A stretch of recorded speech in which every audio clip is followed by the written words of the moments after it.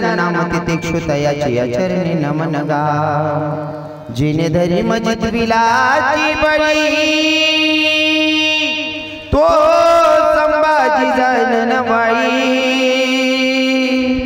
का उतरला जयाची राम कृष्ण हरी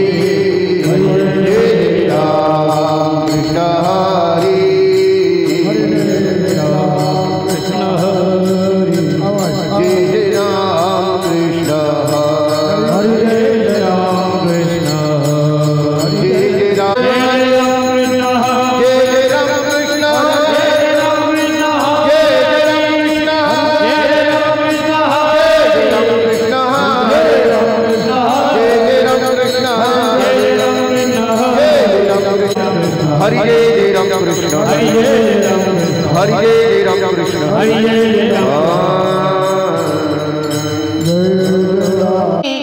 सुख झाले वो साजनी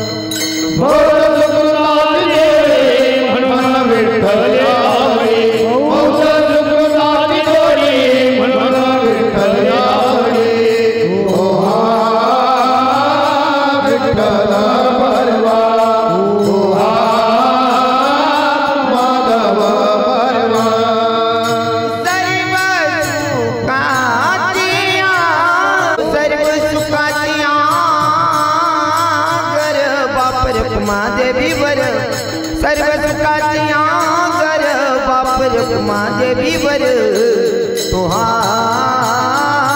विठ्ठल बरिवा तुहा माधव सर्व सुखाचे आगर बाप शक्ती मुक्ताई सनातन हिंदू धर्म की माता की बाबा की बाबा की माऊली की बाबा स्वामी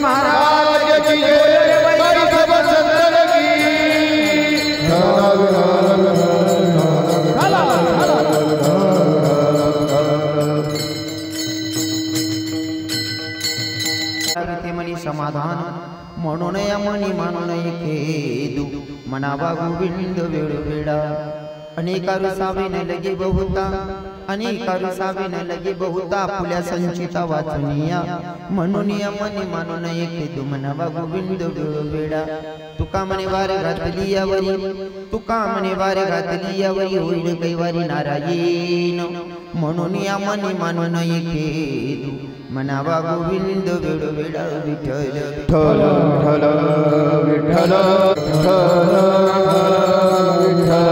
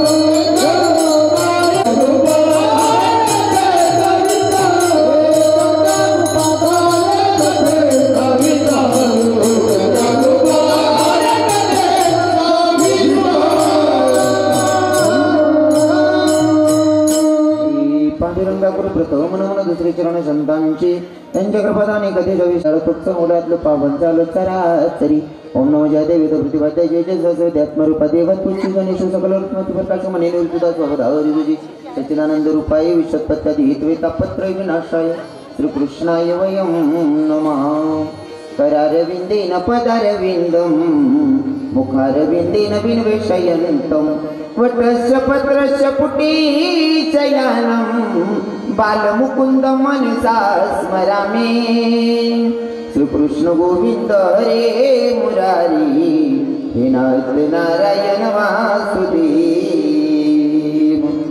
जीवे विभस्वामृतमेत देवो गोविंद दामोदर माधवेती श्रीकृष्ण गोविंद हरे मुरारी हे नाथ नारायण वासुदेव मनोजव मारुत तुल्य वेगम जितेंद्रियं बुद्धिमत्तं वरिष्ठं वातात्मजवाय नरयुक्तमुख्यं श्रीरामति अनुसार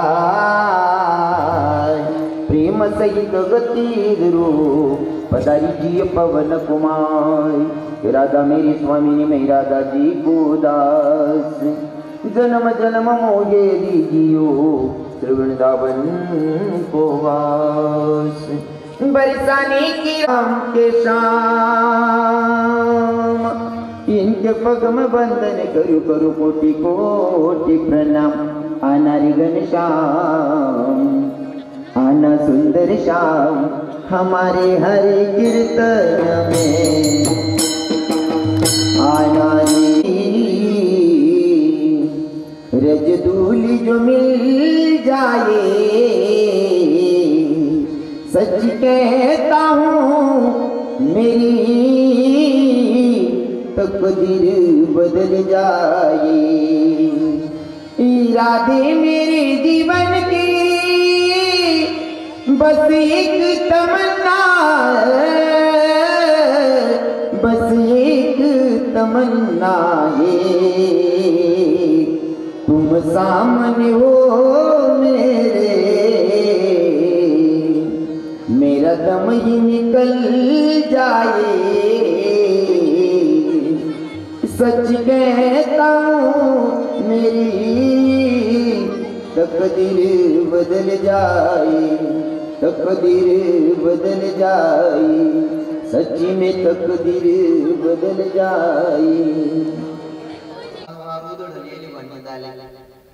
हाय कीर्तन जबर कीर्तन मा बिन काम ना बोलू तुमले मागल्या एवढ्या विनंती करी करी सांगत कीर्तनाचे नियम असतात कीर्तनी बडबड करील जो कोणी पेडू कोणी येईल जन्म हा कीर्तन माझ्याने बडबड करा का बेडकाना जन्म माझा आपली भाषा म्हणजे हा कीर्तनात बडबड करायचं नाही आणि कीर्तन काय नसतं हवस म्हणून ऐकायचं नसतंय कीर्तनाची मर्यादा आहे महाराज कीर्तन करावं माझ्या तुकोबरायांनी कीर्तन करावं माझ्या तुकोबरायांनी शिवरायांनी आपली धर्माची संस्कृती आहे राजे छत्रपती शिवराय जर कीर्तनाला येत असतील तर आपण सुद्धा आलं पाहिजे आल्याच्या नंतर तसंच बसलं पाहिजे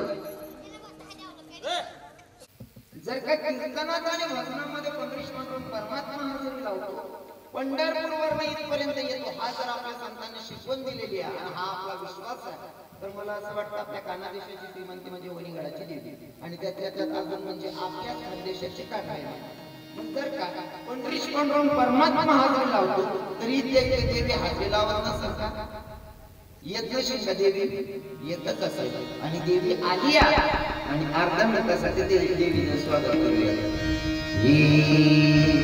अरधीन बाई तुम्ही कुंकू घ्या अरस केली वसून घ्या अरधीन बाई तुम्ही कुंकू घ्या अरस केली वसून घ्या आई खेळत आलिया आईला पुचाल खेळू द्या आई खेळत आलिया आईला पुचाल खेळू द्या आई खेळत आलिया आरस केली वसून घ्या अरधीन बाई तुम्ही कुंकू घ्या आरस केली वसून घ्या आई खेळत आलिया आईला पुचाल खेळू द्या आई खेळत आलिया आईला पुचाल कुशाल फिरू द्या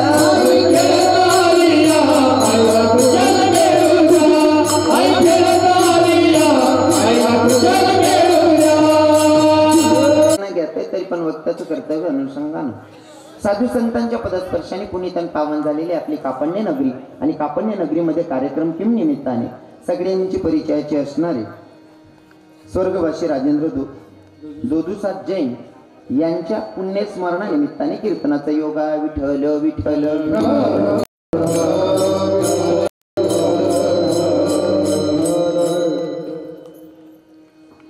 बाबांच्या पत्नी आहेत प्रमिलाबाई राजेंद्र, मुलगा आहे श्री निलेश राजेंद्र जैन, सुनबाई आहे लतिका निलेश जैन, मुलगी आहे शुभांगी बिपिन जैन, अजून दुसरी मुलगी ज्योत्सना अश्विनी खुटपडे, नातू अभिषेक निलेश. याचं नाव मृत्यू लोक आहे. जो जन्माला येतो त्याला जावं लागतं. आणि खरं सांगू का भूतलावर एकच सत्य ईश्वरीय सत्य म्हणजे मरण. ज्याचा जन्म झाला त्याला जावं लागतं. पण जाण्याची वेळ मागं पुढं नाही झाली पाहिजे. जर का वय झाली आणि मग व्यक्ती जात असेल तर एवढं दुःख होत नाही. पण वयाच्या आधी जर जात असेल तर त्याच्यापेक्षा मोठं दुःख कोणतंच नाही. मृत्यू लोक आहे, जन्माला आला म्हणून जावं लागतं. काही काही लोक म्हणतात ना कोणी घेत मागे काय आपण जातात नाही किंवा कोणा वाचून कोणाचं राही जात. बरोबर आहे ना, कोणा वाचून कोणाचं राहत नाही हे जरी खरं. पण दादा जाणाऱ्या व्यक्तीची जागा भरणार दुसरं व्यक्ती कोणी भेटत नाही. कोणी मेलेच्या मागे कोणी मरत नाही किंवा कोणा वाचून कोणाचं राहत नाही हे जरी सत्य आहे. पण जाणाऱ्या व्यक्तीची जागा भरणार दुसरं व्यक्ती कोणी भेटत नाही. कारण काय माहितीये का, एखादा व्यक्ती गेल्याच्या नंतर भारताची जी लोकसंख्या आहे लोकसंख्येचं एक व्यक्ती कमी होतं. पण ज्या परिवारात कुणीतरी गेलेलं त्या परिवारात जाऊन विचारा त्यांना जगत फरक वाटत. माणसाला आहे ना कुठंतरी ते उदाहरण सांगायला ते काही लोकांना चुकीचं वाटेल. आपण जर कुत्रा पाळतो ना, कुत्रा बापू बाबा, कुत्रा जरी पाळला आणि 6 महिन्याच्या नंतर कुत्र मेलं ना तरी सुद्धा माणसाचं 2 दिवस जेवणच जातं महाराज. काय मत आहे तुमचं? नुसतं कुत्र पाळल्याच्या नंतर 2 दिवस जेवण बंद होतं, डोळ्यातलं अश्रू बंद होत नाही. मग ह्यो तर परिवारातलं व्यक्ती जातं. त्या परिवारावर काय दुःख असेल ते त्यांनाच माहिती. कारण काय ना, माझं एक ब्रीद वाक्य आहे, ज्याचं जळतं ना हे त्यालाच कळतं, इतरांना नाही ते कळायचं. ज्याचं जळतं त्याला कळतं. आता आई साहेबांची वय 60-65च्या पुढे असेल म्हणून काही विषय नाही. पण इथं बसलेल्या बऱ्याच बायांमधनं तरुण मुली विधवा झालेल्या आहेत नाही का. ज्या बाईचा नवरा गेला त्या बाईला विचारावं ते दुःख काय असतं नाही का. हो, आमचे महाराज मंडळी म्हणतात, पण मी त्याला जरा चेंज करून टाकले. ज्या बाईचा पती गेला ना तिचे भाव काय असतात अर्ध्या मिनिटात सांगतो.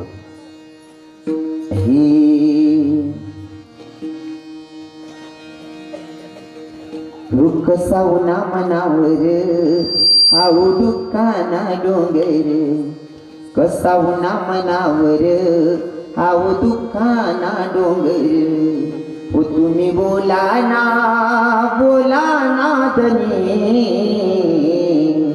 काही सांगा ना धनी. नका जाऊ माय सोडीसनी, नका जाऊ ना सोडीसनी. हो नका जाऊ माय सोडीसनी.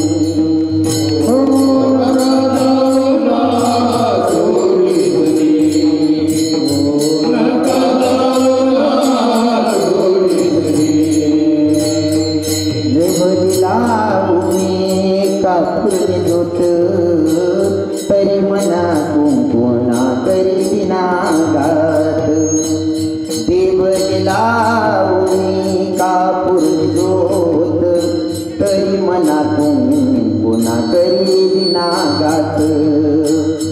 देव बादयावनी नाही कामने, तुझे दयावनी नाही कामने. नका जाऊ माय सोडीसनी, नका जाऊ ना सोडीसनी. लहानपणी त्या लेकराचा बाप गेला ना, त्या लेकरांचं मनोगत काय असेल. माझ्या डोळ्यातली कोणी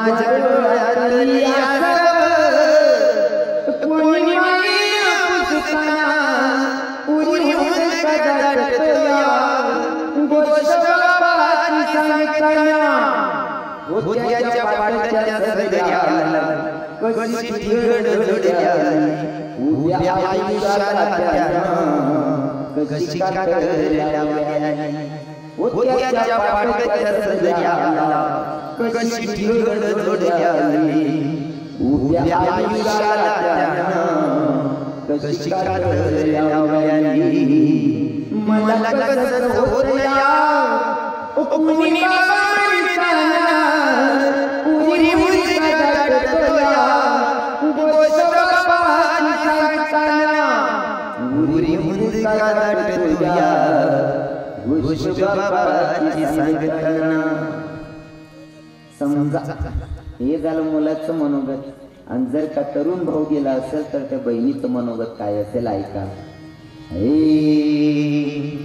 धुळे तालुक्याचा कापडीया गावाचा दादा उतारले गुणाचा का सोडून गेला मला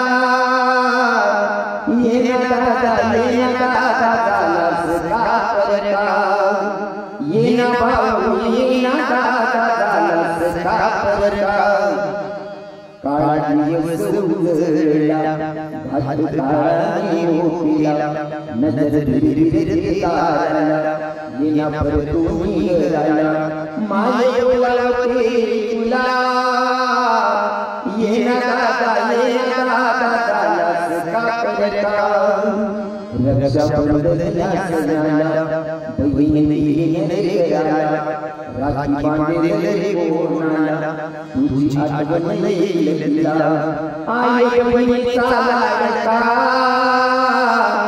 ये ना दादा झालास का परका ये ना भाऊ ये ना झालास का परका दादा ये बंधू ये ना दादा ये ना भाऊ ये ना धुळे जिल्ह्याचा कापडीया गावाचा दादा उतारले गुणाचा का सोडून गेला मला ये ना भाऊ ये ना दादा झालास का परका ये ना बंधू ये ना दादा झालास का परका महामातर्फे दर्शन घडले की म्हणजे आपल्या गावाची श्रीमंती आमचे बापू बाबा महाराजांनी मला कॉल केला मला म्हटलं की महाराज काही करा ही तारीख तुम्हाला घ्यावी लागणार आणि ही तारीख 4 महिने आधीची देऊन ठेवली म्हणजे इतका हुशार आहे ना बापू बाबा कीर्तन काय आहेत म्हणजे शिवशैली कारण त्याशिवाय माहिती आहे काय नाही नारी बाई भेटत नाही कीर्तन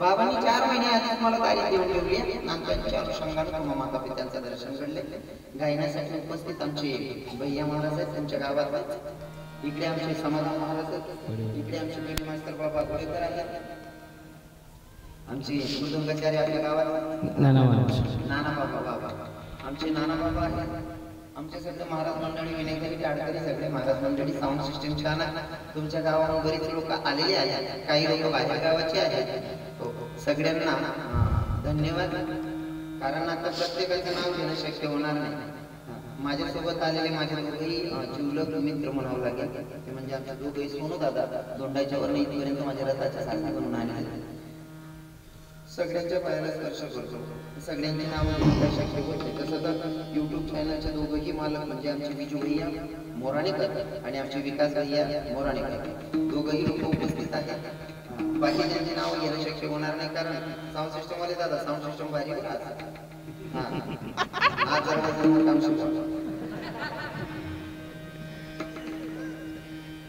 सगळ्यांची नावं घेणं शक्य होत नाही कारण तसंही नाही सगळ्यांची नावं जर घ्यायला गेली आणि 1-2 जर सुटी घ्या ज्या सुटी झाल्या त्या ज्याचं नाव सुटी घ्या त्या सांगते काय नाही रे तो बी चिकना नाही रे आणि समजा सर्वांना नावे जर लिहिली आमच्या शंकर महाराज सर्वांना जर नावे लिहायला म्हणा तर मग कीर्तन राहिलंय त्यांनी या देवाचा सकाळी लोक सांगतील नेमका कीर्तन करावं का पाठ होता ते समजलं म्हणून सगळ्यांची नावं घेतली तुम्ही आला आहात म्हणून सगळ्यांना प्रणिपात करतो. जे माझ्यापेक्षा ज्ञानामानाने गुणाने मोठे असतील त्यांच्या चरणाला स्पर्श करतो. माऊली ते कोपार आहे किंवा संसाराच्या नावे घालून असून ते कोपार आहे. आणि ते तुकोबार आहे नित्य भगवंताचं नामचिंतन करतात. नामचिंतन करत असताना साधकांनी विचारलं काहू महाराज तुम्ही एवढं नामचिंतन करताय तरी तुमचं नामचिंतन करून फायदा काय? तुमचीच एक पशुपोटी मरायला लागली तुकोबार आहे. देवदेव करून फायदा काय? या एवढे देवदेव करायला पण देवदेव करून फायदा काय? या प्रत्येक एकादशीला वारी करतात पण तुमचीतल्या पशुपोटी मरायला का तुकोबार आहे? देवदेव करून फायदा काय? आणि सांगू का तुम्हाला जरी एखाद्या माणसाच्या साधारण जीवाच्या जीवनामध्ये जर काही एखादं संकट आलं तर लोक काही बोलत नाही. पण जर का माडकरी वारकरी आणि आमच्या घरात जर थोडंफार काय म्हणून दिसलं ना लोक लगेच सांगतात का हो तुम्ही बोलता देव देव करत ना. बरोबर आहे ना? म्हणजे लोकांची नजर असते. हो बाकीच्यांचं काय झालं कोणी कोणाला बोलत नाही. पण जर का वारकऱ्यांचं माळकऱ्यांच्या घरात जर थोडंफार उन्नीस झालं लोक लगेच सांगतो उजी देव देव करे हो देव बी आढळून आणि बरोबर आहे ना? पण तुम्हाला सांगतो जीवनामध्ये जर दुःख येत असेल जीवनामध्ये जर दुःख येत असेल ना ते आपलं काहीतरी कर्म असेल आणि त्या कर्माचा भोग आपण भोगतोय.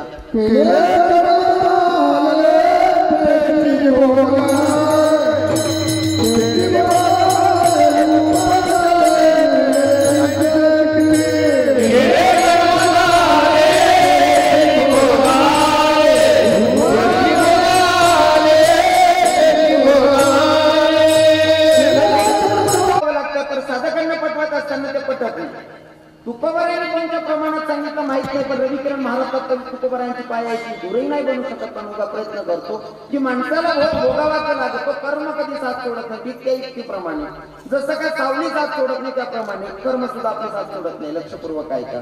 त्याच्यासाठी उदाहरण सांगेल एक्झाम्पल सांगेल. एका कशाची आतून गाय सुटली. मला आवडतं ते उदाहरण सांगायला म्हणून सांगायला. एका कशाची आतून गाय सुटली गाय सैरावयाला धावत्या. कसायच्या आती गाय लागत नाहीये. कसायच्या आती गाय लागत नाही गाय सैरावयाला धावते तिचा जीव वाचवते. नदी काठीनं गाय पडत होती आणि तिथे एक ब्राह्मण स्नान ब्राह्मण दादा हात टाकून गाय सुटली गाय मला गावात नाही त्यामुळे तेवढी गाय झाली. ब्राह्मण दादा गंगेवर स्नान करत होते. स्नान करता करता उठले गायच्या समोर गेले दोघं हात ताडवे केले. दोघं हात ताडवे केले गाय जागी थांबले. कसाय दादाने या गायला घरावर काय केलं असं म्हणून काय सांगायची गरज नाही. तुम्ही बसलेले छोटे माझ्यापेक्षा ज्ञानामानाने मोठे आहे. कसायनं काय केले असं काय धरले असं आणि कापले असं खाल्ले असं नाही का. चला पुढे जाऊन एक वार केले. काही काही आपल्या लोकांनी नालायकपणा केला. कसाय गाय कापतात त्यांना बदनाम करण्यापेक्षा विकणारा कोण आहे? विकणारा कोण आहे? कसाय ना कोणत्या गोशाळा कसाय तुझा गाय गाय पाळणारा कोण आहे? लाख कोणले वाटत पाहिजे देखावा कोण नाही. कसाच्या गाय गाय तिथे जीव वाचवते. ब्राह्मण दादाला सांगितलं ब्राह्मण दादा माझ्या हातातून गाय सुटली गायची धावत तेवढी गाय धरून द्या. ब्राह्मण दादा समोर गेले. गायच्या समोर गेले दोघं हात आडवे केले. ब्राह्मण दादाच्या मनात काय सांगितलं समोर गेले दोघं हात आडवे केले. गाय जागी थांबली. कसाईनं धरली कापली खाल्ली असं पुढे जाऊ एक वारकरी वारी केली. बसाना एक काय लावले जत्रा आई गेली मग मजा म्युझिक गेली मग आई कीर्तनचे व दोन चिडी व कोणी चिडी वारी करीत असताना एकी गावी मुक्कामाला थांबला. थांबल्याच्या नंतर एका तरुण स्त्रीनं बघावं आणि तरुण स्त्रीनं विचारलं बाबा पुन्हा का चाललं? कानाला की पंढरपुराला वारीला चाललोय म्हणला. बाबा तुम्ही वारकरी आहात म्हणले होय का? मग महाकडे दोन गात जेवायला या ना. वारकरी बाबा म्हणतो पंक्तीत पण जेवायचं त्या घरी पण जेवायचं बोलू नका. वारीत पण जेवायचे पंक्तीत आणि तुझ्या घरी पण जेवायचं म्हणले तुझ्या घरी येतो की जेवायला. वारकरी बाबाला जेवायला घरी नेलं. जेवण वगैरे झालं घरातून काढता पाय घेताय तोपर्यंत बाईला विचारावं बाबा पुन्हा का चालला? काय नाही की मंदिरावर झोपाया चाललं. बाबा तुम्ही मंदिरावर जात महाराज म्हणले हो बाई. बाबा घरामध्ये आम्ही दोनच नवरान बायको येतात. आम्ही दोनच लोक आहेत म्हणजे तुम्ही पण आमच्या इथं झोपा ना घरात. वारकरी म्हणतो बेटा मंदिरावरही झोपायचं आणि त्या घरी पण झोपायचं. आता वारकरी बाबाला पुढच्या रूम मध्ये बेड टाकलेला आणि दोघं नवरा बायको आतल्या रूम मध्ये झोपलेलं. दृष्टांत सांगत असताना मला सिद्धांत पटवायचा.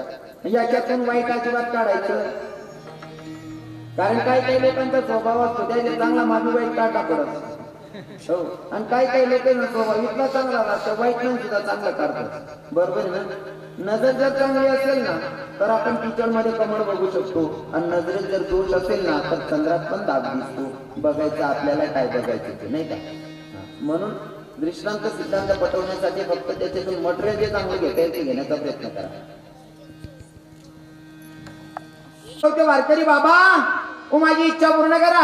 वारकरी म्हणतो अरे जेवायला बोलवलं तेव्हा वाटत होतं पोरगी काय पारमार्थी का, झोपायला जागा दिली काय संस्कारी मुलगी, आणि बाई तुझ्या मनामध्ये एवढे घाणेरडे विचार आहेत म्हणले. वारकरी बाबा म्हणत होते बाई आम्ही वारकरी आहोत, आमच्या मनामध्ये असली घाणेरडे विचार येत नाही. वारकरी सांगत होता बरं का, हो सगळ्या माता मावल्या सगळे तरुण भाऊ म्हातारे काका सगळ्यांना सांगतो खऱ्या वारकऱ्याची व्याख्या काय या. खरा जर वारकरी असेल, खरा माळकरी असेल, खरा वैष्णव असेल तर त्याच्या मनामध्ये बाईबद्दल परस्त्रीबद्दल वाईट विचार येत नाही.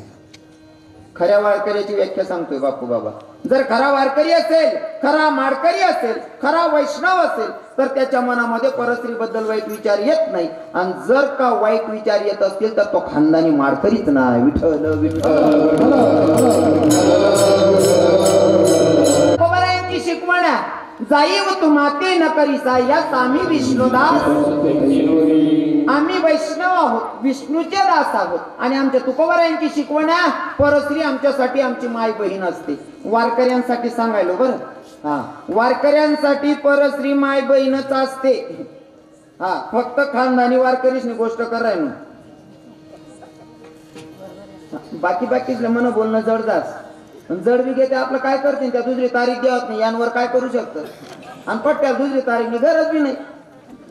दोन तारखेपणा मी करत नाही, सत्यता मांडणी निघी जाणार मला. बरोबर आहे की नाही? हो आम्हाला शिकवण आहे. बाई म्हणते वारकरी बाबा ज्ञानाच्या गोष्टी सांगू नका, माझी इच्छा पूर्ण करा. वारकरी म्हणतोय असली घाणेरडी काम आम्ही करत नाही. बाई म्हणते बाई ग आता बाबा माझी इच्छा पूर्ण करत नाही. वारकरी बाबाचं घरात लक्ष गेलं. घरात लक्ष गेल्याच्या नंतर वारकरी बाबाच्या लक्षात आला अरे काय बाई आहेस, तुझा नवरा घरात झोपला असल्यावर तुझ्या मनामध्ये असली घाणेरडी विचार आलीच कस काय. बाई म्हणते वारकरी बाबा तुम्हाला माझा नवरा दिसतोय वय. बाईनं काढली कुऱ्हाड, नवऱ्याच्या डोक्यातच टाकली, झोपेतच जीव ठार मारला, झोपेतच खांडी केली नवऱ्याची. आता वारकरी बाबाला म्हणते वारकरी बाबा आता तरी माझी इच्छा पूर्ण करा. वारकरी म्हणतो अरे अग्निदेवतेच्या समोर 7 फेरे घेतले, त्या नवऱ्याला झाली नाही, आमच्या सारख्यांबद्दल काय चांगला विचार करणार आहे. असली घाणेरडी काम आम्ही करत नाही म्हणला. बाई म्हणते आता का नवराही मेला आणि वारकरी माझी इच्छा पूर्ण करत नाही, आता काय करायचं. ऐन मध्यरात्र बाई म्हणते नवराही मेला आणि वारकरी इच्छा पूर्ण करत नाही. बाईच्या लक्षात आलं आता वारकरी बाबा आपला ऐकत नाही, पण नवरा हाताकन मेला, आपण लोकांना उत्तर काय द्यायचं. बाईनं थोडं धतिंग रचलं आणि बाईनं आवाज द्यायला सुरुवात केली, काका बाबा मामांजी वाचवा वाचवा वाचवा म्हणतात. गावातील लोक जमा झाली. बेटा काय झालं, काय झालं पोरी. काय नाही म्हणले काका, या वारकरी बाबांना माझ्या आबरूवर हात टाकायचा प्रयत्न केला, माझा नवरा मला वाचवायला आला तर माझ्या नवऱ्याला सुद्धा जीवे ठार मारलं म्हणले या वारकऱ्याला. खरं होतं का ते, खरं होतं का. किती मोठा खोटाळ आहे नाही का. पण तुम्हाला सांगतो बरं का खोटाळ. या पोराला उठवा, इकडे बस, इकडे बस. काय बोलावं उत्तर सापडत नाही वारकरी बाबाला. कारण बाईनं तो खोटाळ घेतला, हिच्या नवऱ्याला हिनच मारलं, आपलं नाव घेत्या. समधी लोक जमा झाली. कुणी म्हणतं अरे वारकरी असल्यावर याच्या मनामध्ये एवढे घाणेरडे विचार, कुणी म्हणतं याकडे फास लावा, कुणी म्हणतं मारून टाका, कुणी म्हणतं झाडून टाका. पण एक सुज्ञ बाबा होते आमचे बापू बाबा सारखे, त्या व्यक्तीनं जवळ यावं. अरे वारकरी आहे ना, याला फास लावू नका, याला जाडू नका. मग एक काम करा, अरे वारकरी असल्यावर याच्या मनामध्ये एवढं घाणेरडे विचार, कोणी म्हणतं जाडून टाका, कोणी म्हणतं मारून टाका, कोणी म्हणतं याला गडफास लावा. सुज्ञ बाबा होते आमच्या बापू बाबा सारखे, त्यांनी सांगितलं अरे याला मारू नका, जोडू नका, काहीच नका करू. काय करा, वारकरी आहे ना, वारकरी असल्यावर याच्या मनामध्ये परस्त्रीबद्दल वाईट विचार आले, परस्त्रीच्या आबरूवर हात टाकले ना, त्या हातच याचे तोडा, हात तोडा आणि याला मोकळं करा. याचे तुटलेले हात बघून कोणी वारकरी घाणेरडी कामं करणार नाही. वारकऱ्याला चौकात बांधलं दादा, वारकऱ्याला चौकात बांधलं, दोघं हात तोडले तर वारकऱ्याचे, दोघं हात तुटलेले आहेत. आता वारकरी वारीला निघालाय पण हात नाही. आता पंढरपुराचा मार्ग धरलेला आहे, पंढरपुरात प्रवेश केला, जगाच्या मालकाचं दर्शन घेतलं, डोळ्यातून गडगड अश्रू वाहत होते. देवाला सांगितलं देवा काय रे माझा अपराध, लहानपणापासून तुझी वारी करायलो, पण देवा ज्या हाताकन टाळी वाजवत होतो तुझ्यासाठी, जे हाताकन तुझ्यासाठी भजनाला गाडी वाजवत होतो की हातच माझे हिरावले देवारे माझा अपराध तरी काय सांग ना. तेव्हा माझे पांडुरंग परमात्म्यानं सांगितलं वारकरी बाबाला, वारकरी बाबा मी कधीच कोणावर अन्याय करत नाही, अत्याचार करत नाही, तुमचं कर्म तुम्हाला भोगावं लागतंय. म्हणे कसं देवा? मागच्या जन्मामध्ये तुम्ही शुद्ध ब्राह्मण होते, कसाच्यातून गाय सुटली, गाय सैरावैरा धावत होती, कसाच्या हाती गाय लागत नव्हती. कसाई दादाने तुम्हाला आवाज दिला की ब्राह्मण दादा माझ्या हाताकडून गाय सुटली, गाय मला घावत नाही, तेवढी गाय धरून द्या. तुम्ही काय केलं? स्नान करता करता उठले, गायच्या समोर गेले, दोघ हात आडवे केले म्हणून गाय जागीच थांबली. तुम्ही आडवे हात केले म्हणून गाय जागीच थांबली. कसाई दादा आला, तिला धरून घेऊन गेला आणि तिला कापून खाल्लं. हे सगळं कशामुळे घडलं? तिथं जीव वाचून पडत होती, पण तुम्ही दोघं हात आडवे केले. मागच्या जन्मामध्ये तुम्ही दोघं हात आडवे केले म्हणून गायचा जीव गेला, म्हणून या जन्मामध्ये तुम्हाला दोघं हात गमवावे लागतात. वारकरीच्या डोळ्यात अश्रू होते. वारकरी म्हणतो देवा माझा गुन्हा मला लक्षात आला रे, पण मला एक सांग ना, तिचा नवरा तर गपगुमान झोपला होता, त्याचा काय अपराध होता बिचाऱ्याचा? तेव्हा माझ्या भगवंतानं सांगितलं आता जो तुम्हाला गपगुमान झोपलेला दिसतोय ना, हा तोच मागच्या जन्माचा कसाईया आणि मारणारी जी बाई आहे ती मागच्या जन्माची गाय या. त्यानं जसं तिची खंड केली तिने सुद्धा त्याची तशीच खंड केली. भोगतो न घडे संचिता वाचणे, भोगावाच लागतो. हा झाला संतांसाठी दृष्टांत. आता साधारण जीवांचं सांगतो. एक म्हातारीला कटकट करत होती, थोडक्यात सांगतो बरं का, लक्षपूर्वक आहे का? कारण काय ना, तुमचा भोगावाचा लागतो. ज्या दिवशी तुम्हाला संकटात यायचे तो संकटाला तोंड द्यावंच लागणार आहे. ज्या दिवशी तुमचं मरण आहे त्या दिवशी मरावंच लागतं. ज्या दिवशी मरण आहे त्या दिवशी मरावं लागतं. मरण नाही त्या दिवशी मारूनही मरत नाही. ज्या दिनले मरणच आहे त्या दिनले आपला बाप बी आपले सोडत नाही, आणि ज्या दिन मरण नाही त्या दिन दुश्मनी बी मारायला प्रयत्न करा तरी माणूस मरत. हा थोडक्यात सांगा. शेख म्हातारी जरा कटकट करे. सुनबाई म्हणे तुम्ही म्हातारीला कटकट करच म्हणे. म्हातारी कुठेतरी काढा म्हणे. पोरगा म्हणे जर कुठे गई म्हणे म्हातारी ते चर्चा करतील, भाऊ किंवा भाऊबंद किंवा नातेवाईकच महासू करतील म्हणे. त्यापेक्षा असं करत म्हातारी मारीच टाकून म्हणे. आता म्हातारीला काय केलं? जेवण वगैरे झाले, मध्यरात्री म्हातारीचं गटुडं बांधलं. म्हातारीचं गटुडं बांधलं आणि दुसऱ्या मजल्यावर फेकून दिलं. म्हातारी मारहाण करता दुसऱ्या मजल्यावर त्यांनी गाठुडं बांधीस वर त्यांनी फेक दिलं. पहाटे 5 वाजायला पोऱ्यानं दरवाजा ठोकायला चालणी गेलेली. म्हणे भाऊ बावड्या दरवाजा उघाड, दरवाजा उघाडा. माव म्हणे काय रे भाऊ, तुला ते दुसरा मजला त्यांनी फेक दिलं तरी बी. म्हणे भाऊ तुझं वर त्यांनी फेक ना तर काल कपाशीन गाडी भरायला राहायची. सांगायचं तात्पर्य एवढं, ज्या दिवशी मरण त्या दिवशी आपला बापही आपल्याला वाचू शकत नाही, पण जर मरण नसेल तर त्या दिवशी मारून सुद्धा माणूस मरत नाही. हा मग कर्म करत असताना हुशारीनं करायचं. कारण तुम्ही जर का शेतात पेरायला गेले, हरभरा पैरी होणार, किंवा सोपी भाषामा तुम्ही जर कदा तुम्हाला वावरमा येड्या बाबू उगेल शेतच बा, येड्या बाबू उगेल शेत आंबा तोडायला जशा आंबा भेटतील का तुम्हाला? जे पेरणार आहे तेच उगवणार आहे. थोडक्यात सांगतो तसं जसं म्हातारी ऐका तसा म्हातारा बी कटकट करायचा. हो सोनबाई म्हणते तुम्हाला म्हातारा बाई कटकट करस. आणि आता सध्या आहे ना, बरं आहे तेवढं कापड नामा सर्व सुनबाई चांगल्या आहेत बिचारे. नाही ते बाकी ना काय ना सुनबाईले ना सासू सासरा सैन होतच नाही.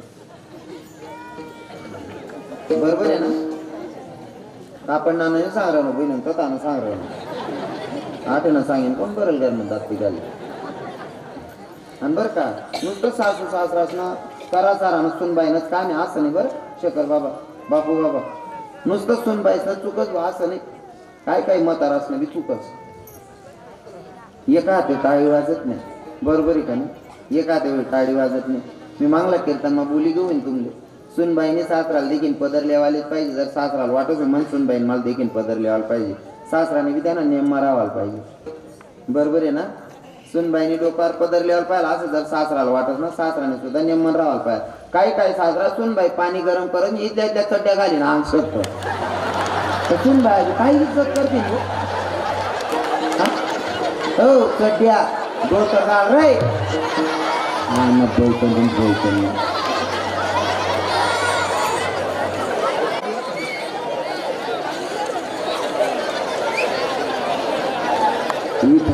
तुमच्या म्हाताऱ्याला कुठं वृद्धाश्रम मध्ये पाठवा. पप्पा म्हणे का गाडी मग बसा. फोर व्हीलर गाडी काढली म्हणे कुठे रे भाऊ म्हणे तुमले तीर्थक्षेत्रावर आंघोळलेले जाण्याचे म्हणे बापली एवढा आनंद जो पोरा मला जेवण न विचारणे तो पोरगा तीर्थक्षेत्राला लई चालना बा बापले जरा वेगळा आनंद गाडी मा बसाड बापले आनंद मन पोऱ्या तीर्थक्षेत्राला लई चालना बा नेमका लई घ्या नदीले हात धरली ना बाप ना गुडगाल पाणी होतं म्हणे भाऊ आठ पैसे आंघोळ करली का नाही म्हणे पप्पा पुढे चला म्हणे कंबरले पाणी लागायला लागली म्हणे बसणार भाऊ म्हणे पप्पा पुढे चला ना कंबरनं पाणी छाती लागायला लागली म्हणे भाऊ रे आठच कर ना आंघोळ नाही म्हणे पप्पा पुढे चला म्हणे भाऊ बावड्या तुला बजेट काय ते समजे घे म्हणे माझे वाडे काय तीर्थक्षेत्रावर नाही लयायचे म्हणे माझे तू म्हणा आठी लेंडर पूस करा आले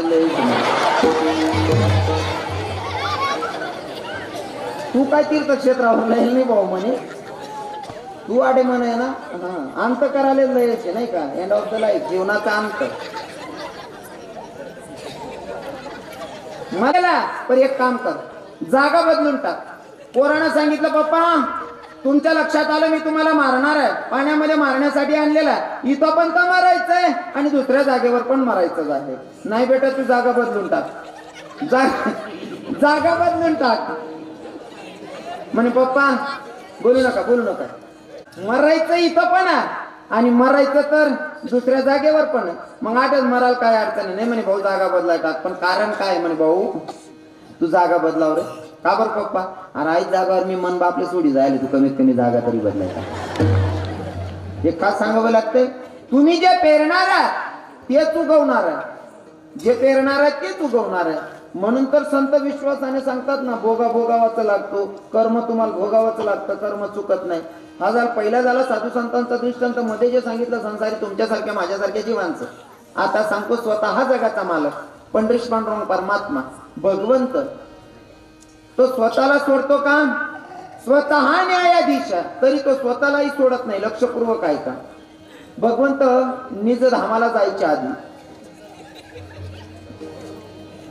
खाली झोपलेले होते पोहडलेले होते आणि भगवंत पाया ताडी टाकून झोपले होते पाया ताडिया भगवंताच्या ओंबर वृक्षाच्या खाली झोपलेल्या आहेत आणि एक शिकारीसाठी बसलेला होता संध्याकाळची वेळ शिकारीची नजर लागली शिकारीला दिसले भगवंत पोहडलेले होते पण भगवंताच्या पायाला पद्म होता आणि तो पद्म चकाकत होता तो चकाकणारा पद्म बघून शिकारीला असं वाटलं की कोणीतरी प्राण्याचा पक्ष्याचा डोळा चकाकतोय जसा का बाण सोडला तसा भगवंताच्या पायाला आणि भगवंताचं मरणच अंगुष्ठात होतं जसा बाण सोडला बरोबर पायाला लागला भगवंताचा टातीशी आवाज त्या पारधीच्या कानी पडला शिकारीच्या कानी पडला शिकारीच्या लक्षात आला अरे आपण प्राण्याला पक्षाला नाही आपण कोण्या मानवाला बाण मारलाय जवळ आले पाहतात तर काय मानव पण कोण स्वतः द्वारकेच्या राजालाच आपण बाण मारला तो शिकारी जवळ आला त्याच्या डोळ्यातून अश्रू व्हायला लागले देवाला सांगितलं देवा मी तुम्हाला मारण्यासाठी नव्हता बाण सोडलेला मला असं वाटलं कोण्या प्राण्याचा पक्षाचा डोळा चकाकतोय आणि तो प्राण्याचा पक्षाचा डोळा समजून मी बाण सोडलेला देवा मला माहितच नाही होई तर तुम्ही झोपलेले होते म्हणून देवानं सांगितलं कृष्ण भगवंतानं पार दिला शिकारी दादा नाराज होऊ नकोस ही तुझी चूक नाही या मग अरे हे माझं कर्म आहे हा माझा भोग आहे मला भोगून घ्यावा लागणार कसं देवा अरे मागच्या जन्मामध्ये जेव्हा मी राम होतो तेव्हा तू वाली होता आणि वालीला मारत असताना कसं मारलं होतं बाबा देवानं रामानं कसं मारलं होतं वालीला लपून बाण मारला होता मागच्या वेळेस मी तुला लपून बाण मारला म्हणून ह्या जन्मामध्ये तू मला लपून बाण मारतोय काय फरक नाही माझं कर्म आहे मला भोगावं लागतंय दादा साधू संतांना चुकत नाही तुमच्यासारख्या माझ्यासारख्या संसारी जीवाला सोडत नाही स्वतः न्यायाधीश कृष्ण भगवंत तो स्वतःला सोडतो का तो स्वतःलाही सोडत नाही म्हणून तर तू बराय ठामपणे विश्वासाने सांगतात की भोगावाच लागतो अभंगाच्या प्रथम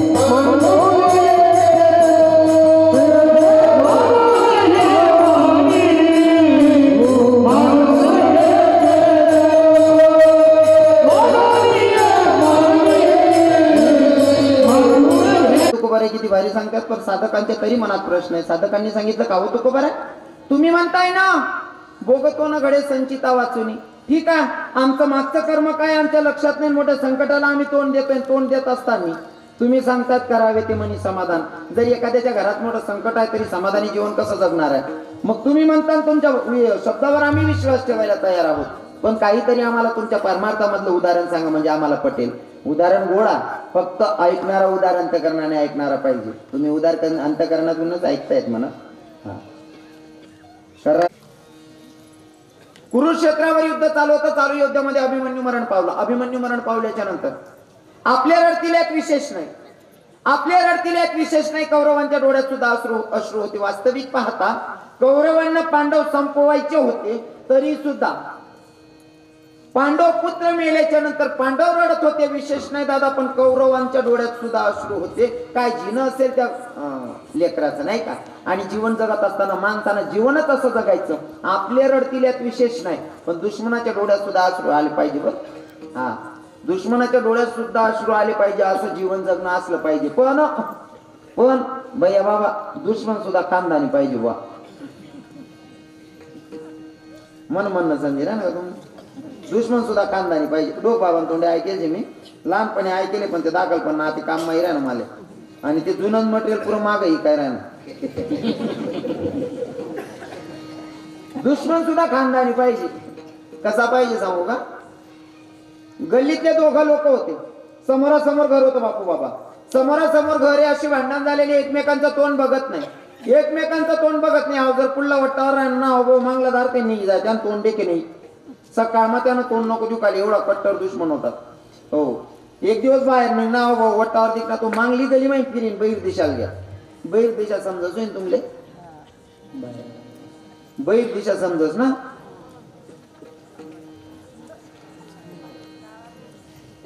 भाषाમાં गैर फरक છે बरं. हा बहिर दिशा आपला जुना म्हातारा परसाकडे जाणं शे नाही ते जाळा बसायला जाणं शे. हा हा इथला मी एकटी काय हिंदी मराठी बडशी काढा, पण त्या सांगे आयराणी बी परफेक्ट करा बरं. आयराणीना कितला फायदा आहे विजू भैया, आयराणीना कितला फायदा. बाकीना कीर्तनकार प्युअर मराठी मा करतात, एकटी शेमा करतात. प्युअर आयराणी मा करायला 41 पुराली राहिली. आपला पूर्वीची आयराणीची काढा. आपण खानदेशी येत आपला लेकरेची आयराणी येवायला पाहिजे. आयराणी बोला मारा विकिरण महाराज 41 लिराणा नाही ते तुम्हाला पोरले आयराणी म्हणून दाखव 41 3 आयराणी शिकायची पडी. मनीषीने आयराणी येऊ द्या शिकू द्या. त्यातले काय काय सिटीज माग्यात काय काय खेळा माझं वातावरण नाही. म्हातारा मायबापाचे पोरे सांगता आई का हो पप्पा मन पोरगा बरोबर तुम्ही आयराणी म्हणा का बोलत जाऊ, त्याला आयराणी बोला सवय पड जाईल. त्याच बिचाराने कधी मराठी बोलेल नाही, मग त्याच ना पद्धत मग पोऱ्याना दात मग बोलतात. त्या आजी सांगत ना तुले भाऊ आताच्या दडी बस भाऊ आताच्या दडी आताच्या दडी. मग तो बाबा सांगत भाऊ मी कोणाचा बाबा आहे, मग नातू सांगत मनाचा मनाचा. पुरा सत्यानाश करणारा आवाज आहे मनाचा आताच्या दडी सांगत नाही म्हणा. व्हिडिओ व्हायरल जातो. अर्धा हिंदून अर्धा मुसलमान, अर्धा हिंदून अर्धा मुसलमान. मुसलमान हिंदी पक्की नाही आणि हिंदूसनी बी आयराणी मराठी पक्की नाही, दोन्ही मिक्स भाषा. त्या मुसलमान सुद्धा त्यासनी बी हिंदी मध्ये दम नाही राहणार, त्या अर्धा अर्धा वैद्यात ना. त्या मुसलमान ये राहिले सांगता का रे परायच्या वावर मी डोरे घुस जाते तब तक किती शिलक रे. याची कोणती हिंदी होईल आहे म्हणजे प्रत्येकाने ज्याच्या त्याच्या भाषेवर ताबा ठेवला पाहिजे. बरं हा भाषा पण पाहिजे. परायचे वावर मी डोरे घुस जाते तब किती शिलक ते. महाराज भाषा यायला पाहिजे आयराणी बी आणि मराठी बोलायला ना मराठी सुद्धा परफेक्ट पाहिजे. हो काय ना आम्ही लहान होतो भैया बाबा समाधान बाबा लहानपणी आम्ही पुराव शांत बसा रे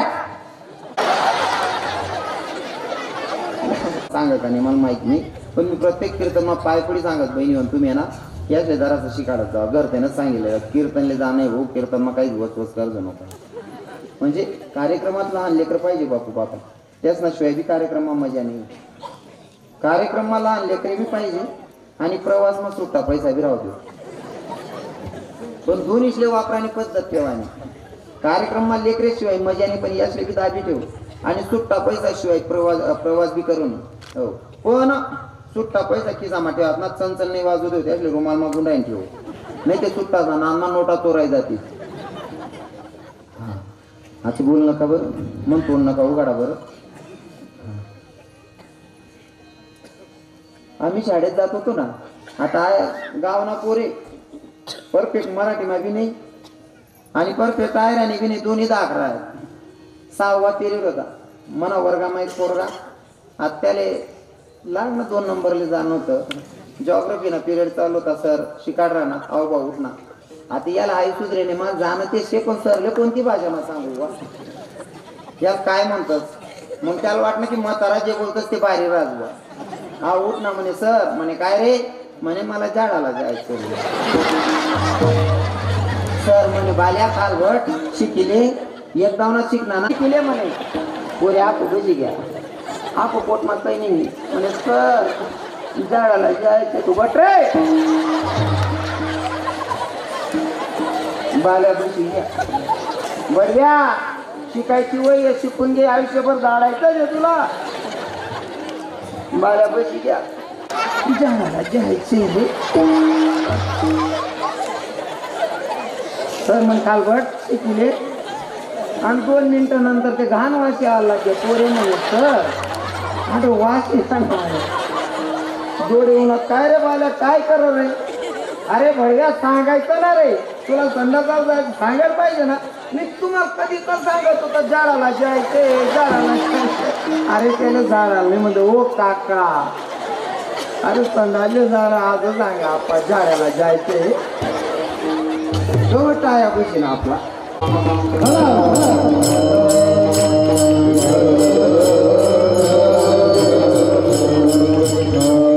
दुश्मन सुद्धा खानदानी असला पाहिजे. समोरासमोर घर आहेत पण त्यांना एकमेकांचं तोंड बघायचं आवडत नाही. बहीण दिशेला या माणसाला जायचं होतं, समोर घरातला मालक दिसला किंवा माझा दुश्मन आहे याचं तोंड मला बघायचं नाही. फिरून मागच्या गल्लीतून जात होता हे लेखाव रागातच. याच्यामुळे मला जास्त 2 गल्ल्या टाकून यावं लागतंय, 2 गल्ल्या घेऊन यावं लागतं. रागातच माणूस जात होता. समोरून 4 व्हीलर गाडी आली.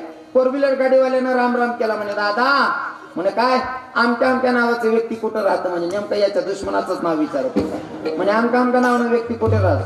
म्हणे त्यानं नाव काढू नका तो दारमा उभा होता. म्हणे मी 2 गले पिरीस नेले त्यानं दर्शन नाही देखत. म्हणे मी त्यानं नाव काढू नका. म्हणे का हो दादा गावामा प्रवेश करणं पहिला व्यक्ती तुम्ही येत नाव सांगावं म्हणे त्याचं घर कुठे शे. माली विचारू नका म्हणे इतका कट्टर दुश्मन आहे ना त्यानं तोंड देखत नाही. तो समोर होता म्हणे 2 गऱ्या फिरीस नेले त्यानं नाव काढू नका. म्हणे दादा गाव मागू सांगता पहिला तुम्ही जिकिराना सांगाव तुम्ही सांगत नाही त्यामले घर कसं काय सापडी.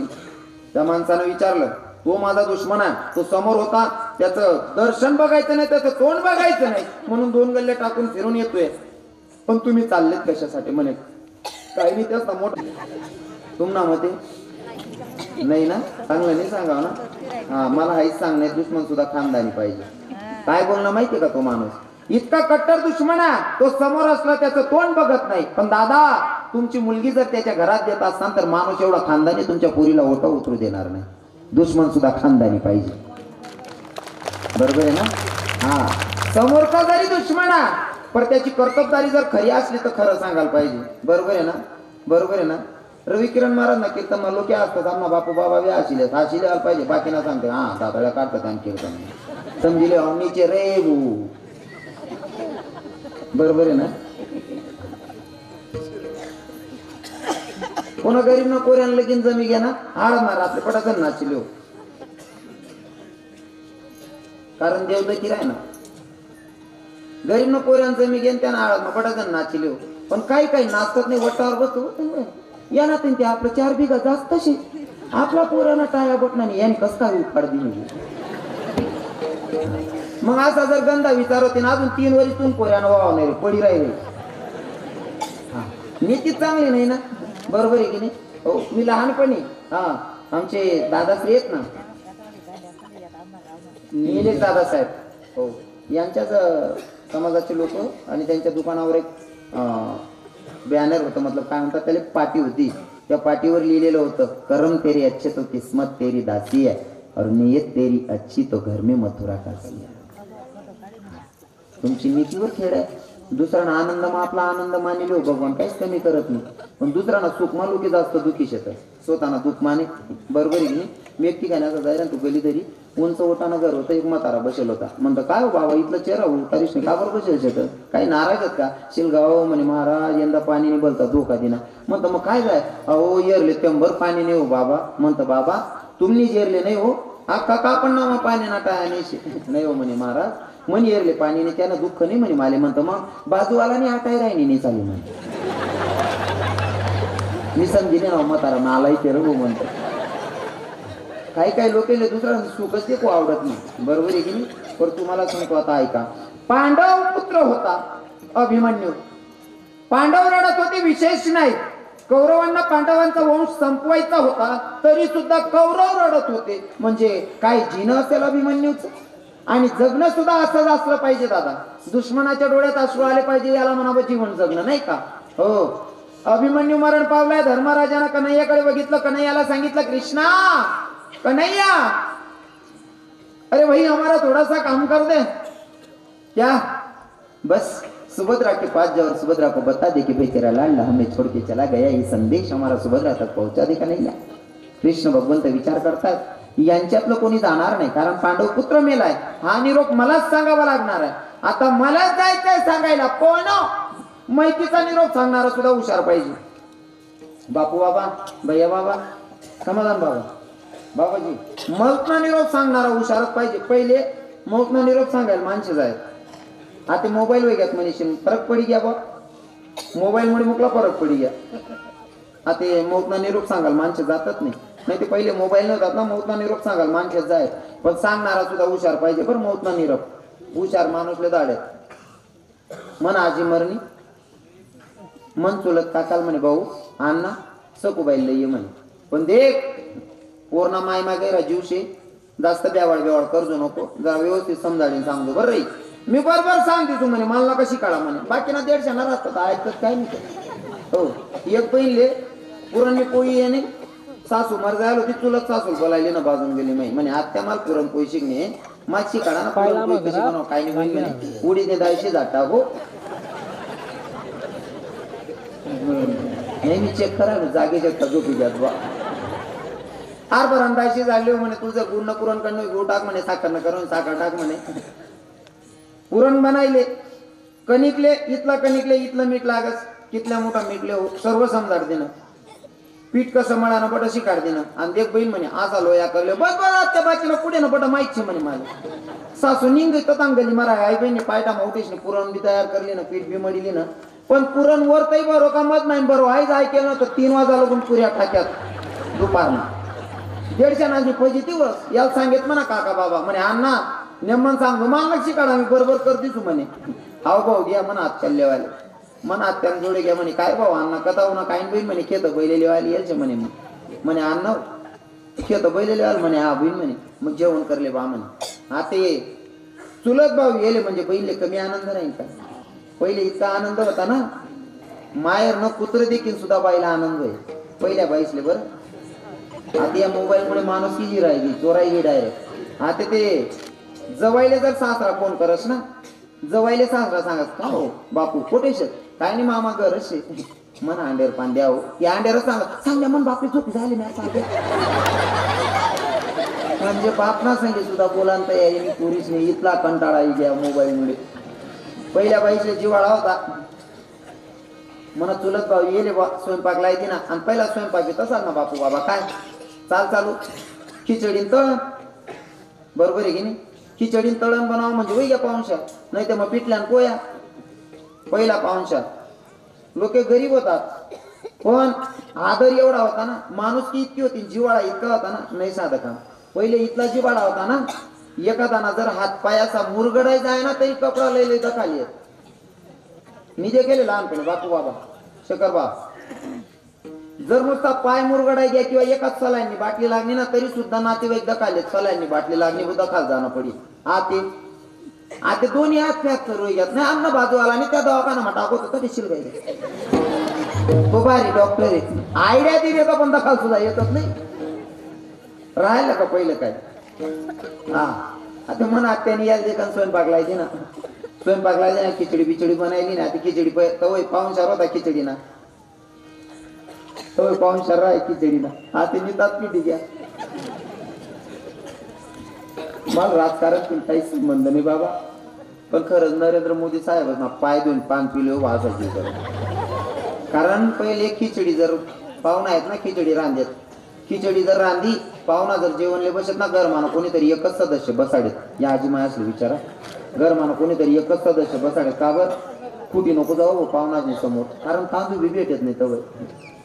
तांदूळ ना पाहुणचार खिचडी ना, इथला नेता तर खिचडी खावा ना हिशोब ना बाहेर. हा ते नरेंद्र मोदीने इथल्या हाऊस पेट देणे खिचडीने. संध्याकाळ जर कुकरने शिट्टी वाजली का, ओ म्हणा बापरे आज बी खिचडी शे रे काका, पडा रे बुजोपा रे, आई बहिणी आज बी खिचडी शिलगावे रे आप्पा. आणि आता सध्या पाहुणचारने राहणार सुद्धा कडाया करायला लागल्या त्या बहिणी. नवरा जर संध्याकाळी 6:30-7 वाजायला खुर्चीवर किंवा असा कॉटवर बसेल राहिना ना, मन माय लगेच सांगत नाही म्हण काय नाही, हात पाय बी गैल गेल रा, डोकं बी अशी उचडेल नाही का तुला, खिचडी टाक देऊ का. या खिचडीने इथला सत्यानाश करेल, चांगला पोलेलं झालं दवळी घ्या. पहिलं इथलं भारी खाणं होतं, पहिलं खाणं इथलं भारी होतं ना. हो जुना म्हातारा म्हणतो आव टाकला जात नाही, एकच गुंदामा पहिले बसाडली आहेत. एक 22-23 वर्ष ना पोऱ्या हातले पाटा बांधेन फिरांता गलीमा. म्हणतं काय रे बावड्या काय वेगळी. हा म्हणे महाराज बकरीन गोमाल देणं आहेत की नाही, बाण फिरत ना बकरीन गोमाल देणं हात मोडली ना, तू काय खास देतो हो पापी. गंदा माझी गंदानी 22 वर्ष ना डरण तो द्या, बकरीन गोमाल पाय मोड द्या, बाण फिरत ना. पहिला म्हणता एकच गुदामा पहिले बसा देत नंतर खाणं ना चांगलं. हो म्हणा एक वाटी खिचडी टाकली. या भाऊनी मस्त खिचडी तयार काय घेणं म्हणे सकोबाई खाट काढते म्हणे. दारमा झाड होतं नेमकाल मस्त खाट टाकली नाही, गादी टाकली नाही, झोपली नाही. याने 4:45 वाजता उठणार म्हणे, सकोबाई चहा पिते म्हणे. चहा बी पिली नाही म्हणे. सकोबाई त्या रूम मा म्हणे ना शर्ट टांगेल ते काढले म्हणे. म्हणा त्या शर्ट दिनं या ना अंगमा शर्ट घाला म्हणे. सकोबाई तयारी कर म्हणे. भाऊ बैले लेवाल मी काय लेवाल नाही म्हणे. सकोबाई काकू जात राहिली. हो आप पाय कवय सांगते खाई झोपिली ना बाणच करू नाही म्हणजे निरोप कवय सांगू आहे. असा गणच मुलगेल वावरे राहतो कधी सरा सापडत नाही. निरोप सांगणं सुद्धा हुशार माणूस ना काम राहत. हो माहितीचा निरोप सांगायचा हुशार माणूस असला पाहिजे. पांडवांना धर्मराजानं कन्हैयाकडे बघितलं, कन्हैयाला सांगितलं कन्हैया अरे हमें इतनी ताकत नहीं कि हम जाकर सुभद्रा को बता दे भाई कि तेरा लाल हमें छोड़ के चला गया, कन्हैया हमारा थोड़ा सा काम कर दे भैया, कन्हैया हमारा थोड़ा सा काम कर दे, सुभद्रा के पास जाके बता दे कि तेरा लाल हमें छोड़ के चला गया. कृष्ण भगवंत म्हणतात आता मला जावं लागतंय, जावंच लागेल.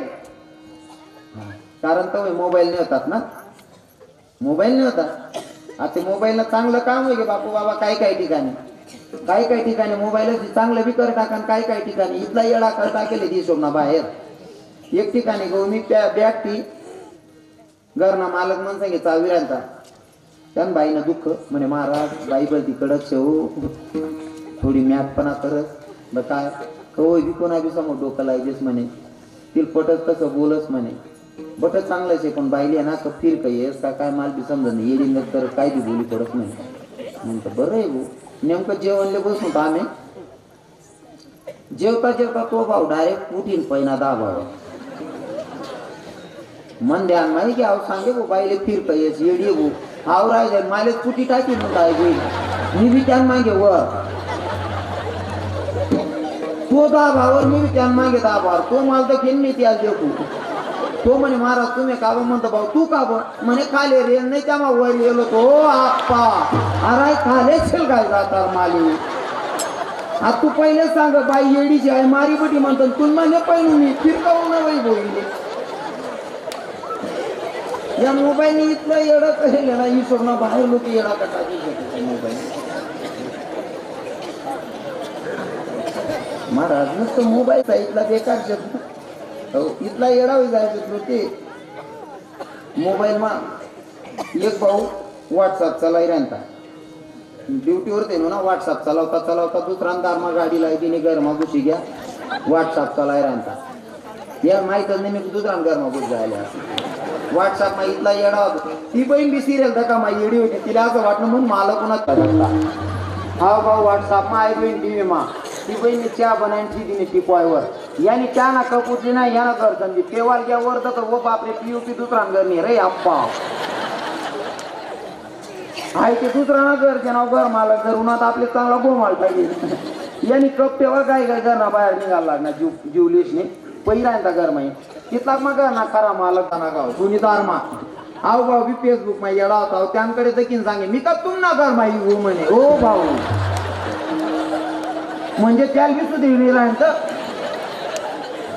या मोबाईलने इतकाच त्या नाकर टाकायचे हिशोब ना बाहेर हो काय काय ठिकाणी चांगलं काम करायचं काय काय ठिकाणी बडं उलट करीन ती द्यायची हो हा आता भगवंत निघालेत सुभद्रेला सांगायचंय सुभद्रेला सांगितलं सुभद्रे तुझा ऐकून ऐक पोरगा मरण पावला सुभद्रा खूप रडेल खूप अवकडा करेल माझी केस धरेल स्वतःची केस धरेल माझी गच्चंडी धरेल मला मारायला उठते काय करायला नाही काय नाही भरपूर प्रश्न देवाच्या मनात होते विचार करत होते सुभद्रा खूप रडेल खूप अवकडा करेल माझी गच्चंडी धरेल स्वतःची केस तोडेल जाऊन सांगायला सुरुवात केली गेला दादा कुठे रे गेला अजून कुठे युद्ध चालू कुठे युद्धाला पाठवलं का माझा मुलगा आहे तसा योद्धा कुठेतरी युद्धाला पाठवला असेल म्हणले नाही ग बाई तुझा अभिमन्यू गेला दादा कुठे रे गेला तुझा अभिमन्यू आपल्या समध्यांना सोडून कायमचा गेला देवा एवढे विचार केलेले पण त्याच्यातलं एकही कृती सुभद्रा करत नाही या सुभद्रा जागीच धरणीवर बसली सुभद्रा रडतही नाही आणि सुभद्रा बोलतही नाही पर दादा ऐका ना जुन्या लोकांना माहिती आहे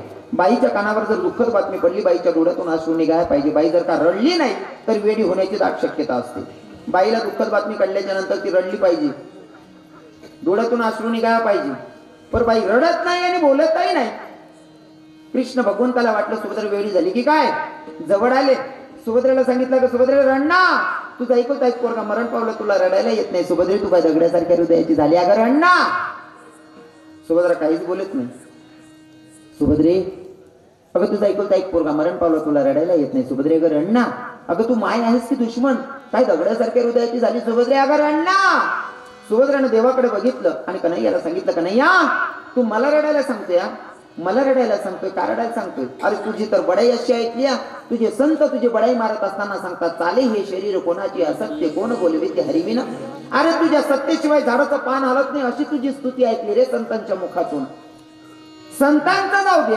गीतेमध्ये तू पण तर स्वतः सांगतो ना म्या बोलविल्या वेदू बोले म्या चालविल्या सूर्य चाले म्या हलविल्या प्राण हाले अरे तुझ्या सत्तेशिवाय प्राण हालत नाही तुझ्या सत्तेशिवाय भूतलावर कोणतीच गोष्ट घडत नाही माझा मुलगा मरावा का नाही कोणाला वाटत होतं देवानं मानच खाली टाकली म्हणले बोल ना देवा कृष्णा बोल ना रे माझा मुलगा मरावा कोणाला वाटत होतं देवानं मान खाली टाकले नारूच मान हलवले म्हणले बाई मलाच वाटत होतं तुझा मुलगा मरावा मग तू आमचा भगवंत तू कधी भक्ताचा वाईट विचार करत नाही हा माझा तुझ्यावरचा दृढ भाव आहे म्हणले हो तू आमचा भगवंत आहे तू कधी आमचा वाईट विचार करणार नाही हा माझा तुझ्यावरचा दृढ भाव आहे आणि देवा माझा मुलगा मेलाय म्हणून तू रडायला सांगतोय रडू कशासाठी तू आमचा भगवंत तुझ्या मनासारखं होता आमचा आनंद आणि तुझ्या मनासारखं झालंय हा आनंद व्यक्त करू का मुलगा मेला म्हणून दुःख व्यक्त करू कृष्णा सांगणारे काय करू करावे ते मनी समाधान मुलगा मेला पर समाधानी आहे काय मुलगा मेला हे दुःख व्यक्त करण्यापेक्षा तू आमचा भगवंत आहे तुझ्या मनासारखा झाला आनंद आहे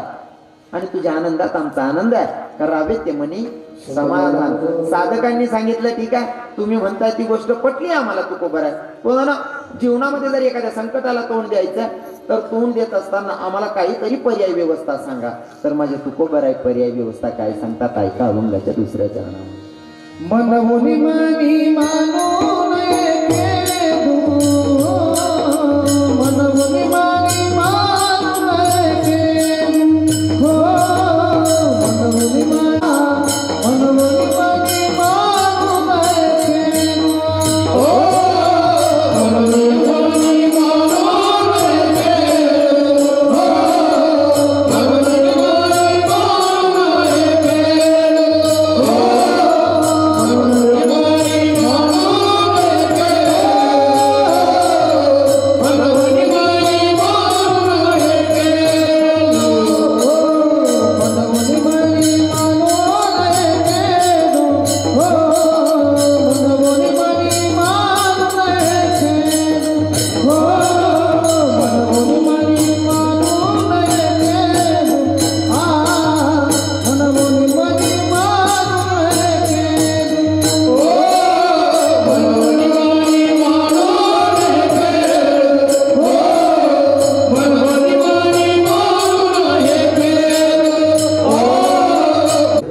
मध्ये एक चरणाचा भावार्थ सांगण्याचा प्रयत्न केलेला आहे.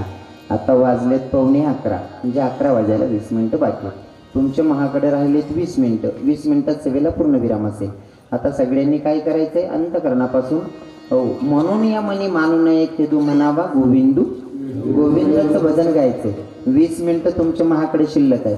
20 मिनिटं बोलू का जय विठ्ठल करू? हा बोलू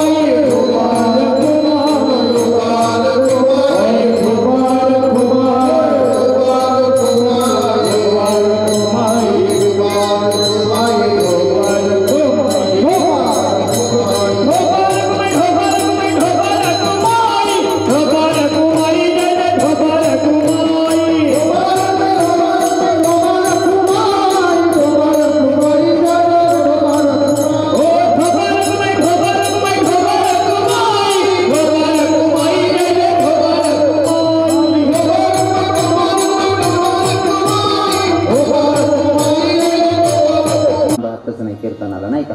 म्हणून काय करायचं? सगळ्यांनी हाताने आणि मुखाने नामचिंतन करायला पाहिजे. किती वेळ प्रेम करायचं मी मागे पण कीर्तनात तुम्हाला सांगून गेलो. जितकं राधा देवावर प्रेम करत होती ना तितकं प्रेम आपल्याला दाखवायचं असते. जर तुम्हाला वाटतं भगवंतांना आपल्या कामी यावं, आपल्या संकटात धावून यावं, तर तुम्हाला काय करायचं? अंतकरणापासून देवाची भक्ती, हाताने टाळी मुखाने नामचिंतन. खरं संकीर्तन काय असतं? बोलू नका. खरं संकीर्तन काय असतं? हाताने टाळी मुखाने नामचिंतन, ते खरं संकीर्तन असतं. म्हणून सगळ्यांनी टाळी वाजून भजन गायला पाहिजे. तुमचे 20 मिनिटं आहेत, मी 20 मिनिटं भरेल, काळजी करू नका. हो पणापासून भजन गायचंय. पुरुष मंडळींनी माझ्या माग म्हणा बरं. महिला माता तुम्ही काय नका बोलू. पुरुष मंडळ तू राधे राधे बोलिना.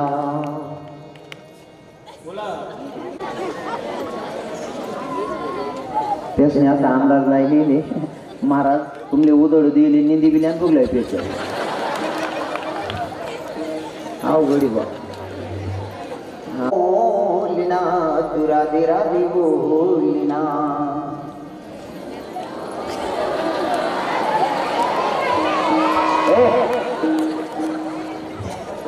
शिट्ट्या मारा थळा मारा.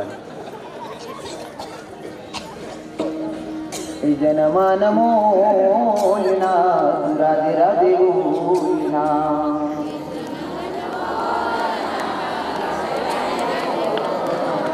वाह वाह जोरात हो जमाया. मिलेंगे सा बजेगी जनमान मोलना राधे राधे बोलना.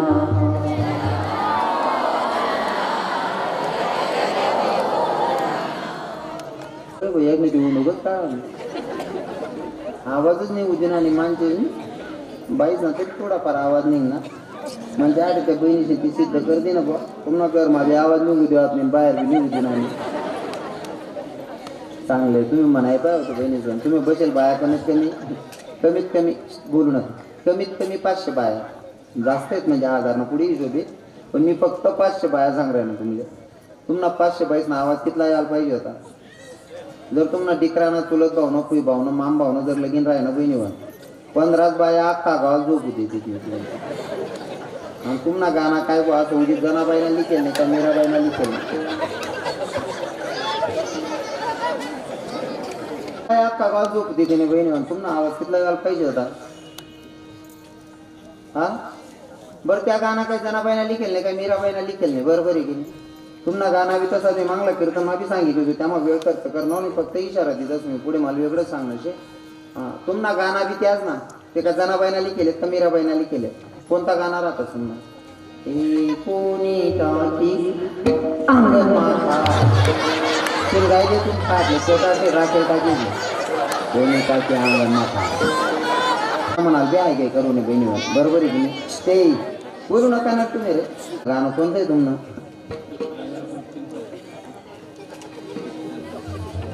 वांगमा वांग डबल वांगण कोणती मानी बनले उपट अगो कोण पडी व बेमार डॉक्टर देत पुन्हा त्या गाणं सुद्धा म्हणतो आजची रात म्हणतो फिरीन एक गाणं येऊ द्या डबल जनक गाणं येतात मला तुम्हाला त्या गाणं काही जनाबाईला लिखेल नाही का मीराबाईला त्या म्हणू नका असं पण म्हणणार नाही ती आपली परंपरा आहे ती बी ठिकाणी ठेवा त्या गाणं जिथला जोर म्हणतेस ना बहिणी म्हण तिथलंच जोर मारे भजन बी म्हणत जा बरोबर आहे का नाही एक बहिणले हरिपाठ म्हणा आता सांगा बापू बाबा नाही म्हणे महाराज मी नाही नाचवा म्हणता का बा तरी म्हण सासरा उभाषे म्हणे हरिपाठ मा नेमकंच आडणार रात्री चालना गोमी लग्न होतं ते मालपत्रिका आली होती आडना ब्यान मासे नाचे मन माय सासरानं विचारते ना बिल्ल मोठा गाळते हरिपाठ मग नाचत म्हणून आई बहीण ते आणि आता सुद्धा मर्यादानं उल्लंघन करतच बरं तुम्ही हां मी प्रत्येक वेळेस सांगा अपेक्षा ठेवायची असेल ना तीन बाईने मला थोडे नियम मारावायला पाहिजे हो आता काय काय ठिकाणी काय काय लोक सुशिक्षित म्हणतात स्वतःले बापू बाबा इथलं उलटं करले लोकेश सुन बाई नाचत मी सासरा भाऊ बाईना टाकतात वाहनात सुरूच ना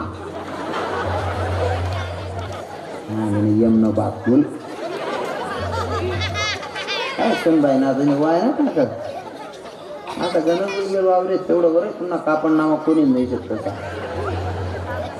हा भजन गायचं माया हो काय काय लोक सांगतात महाराज तुम्ही देवाचं भजन गायला सांगतात देवानं आम्हाला काय दिलं काय काय म्हणतात आमनं नुकसान होईल आमनं असं होईल आमनं तसं होईल अरे देवानं काय दिलं त्याच्यापेक्षा देवानं काय नाही दिलं देवानं काय दिलं म्हणण्यापेक्षा देवानं काय नाही दिलं हा विचार करा ना अरे एवढी चांगली शरीर संपत्ती दिली याच्यातून जर काय या शरीरात एखादं पार्ट कमी दिलं ना तरी सुद्धा जीवनाची काय फजिती होते एका मिनिटात सांगतो लक्षपूर्वक ऐका हो नुसतं ऐकायला जर कमी होणार ना भगवानने जर कधी ती 24 मैडी दिली ना कानसनी तरी काय फजिती होत बापू बाबा ऐकायला नका येऊ द्या एक मेंढपाळ मेंढ्या चारत होता हो मेंढपाळ मेंढ्या चारत होता गोड जेवण केलं होतं मेंढ्या सुटल्या हो झाड काल झोपी घ्या डोळ्याला घ्या गोड खायला मुळे मेंढ्या कथ्या घ्यात काय याल काय सुधारणं नाही झोप नाही उठणार देखत मेंढ्या काय दिसतेच नाही आजूबाजूला बघितलं मेंढ्या दिसत नाही मेंढ्या दिसत नाही समोर एक शेतकरी आव ताकत होता त्या शेतकरीकडे गेला म्हणले शेतकरी दादा माय मेंढ्या दिसल्या का नेमका शेतकरी बी बैरा होता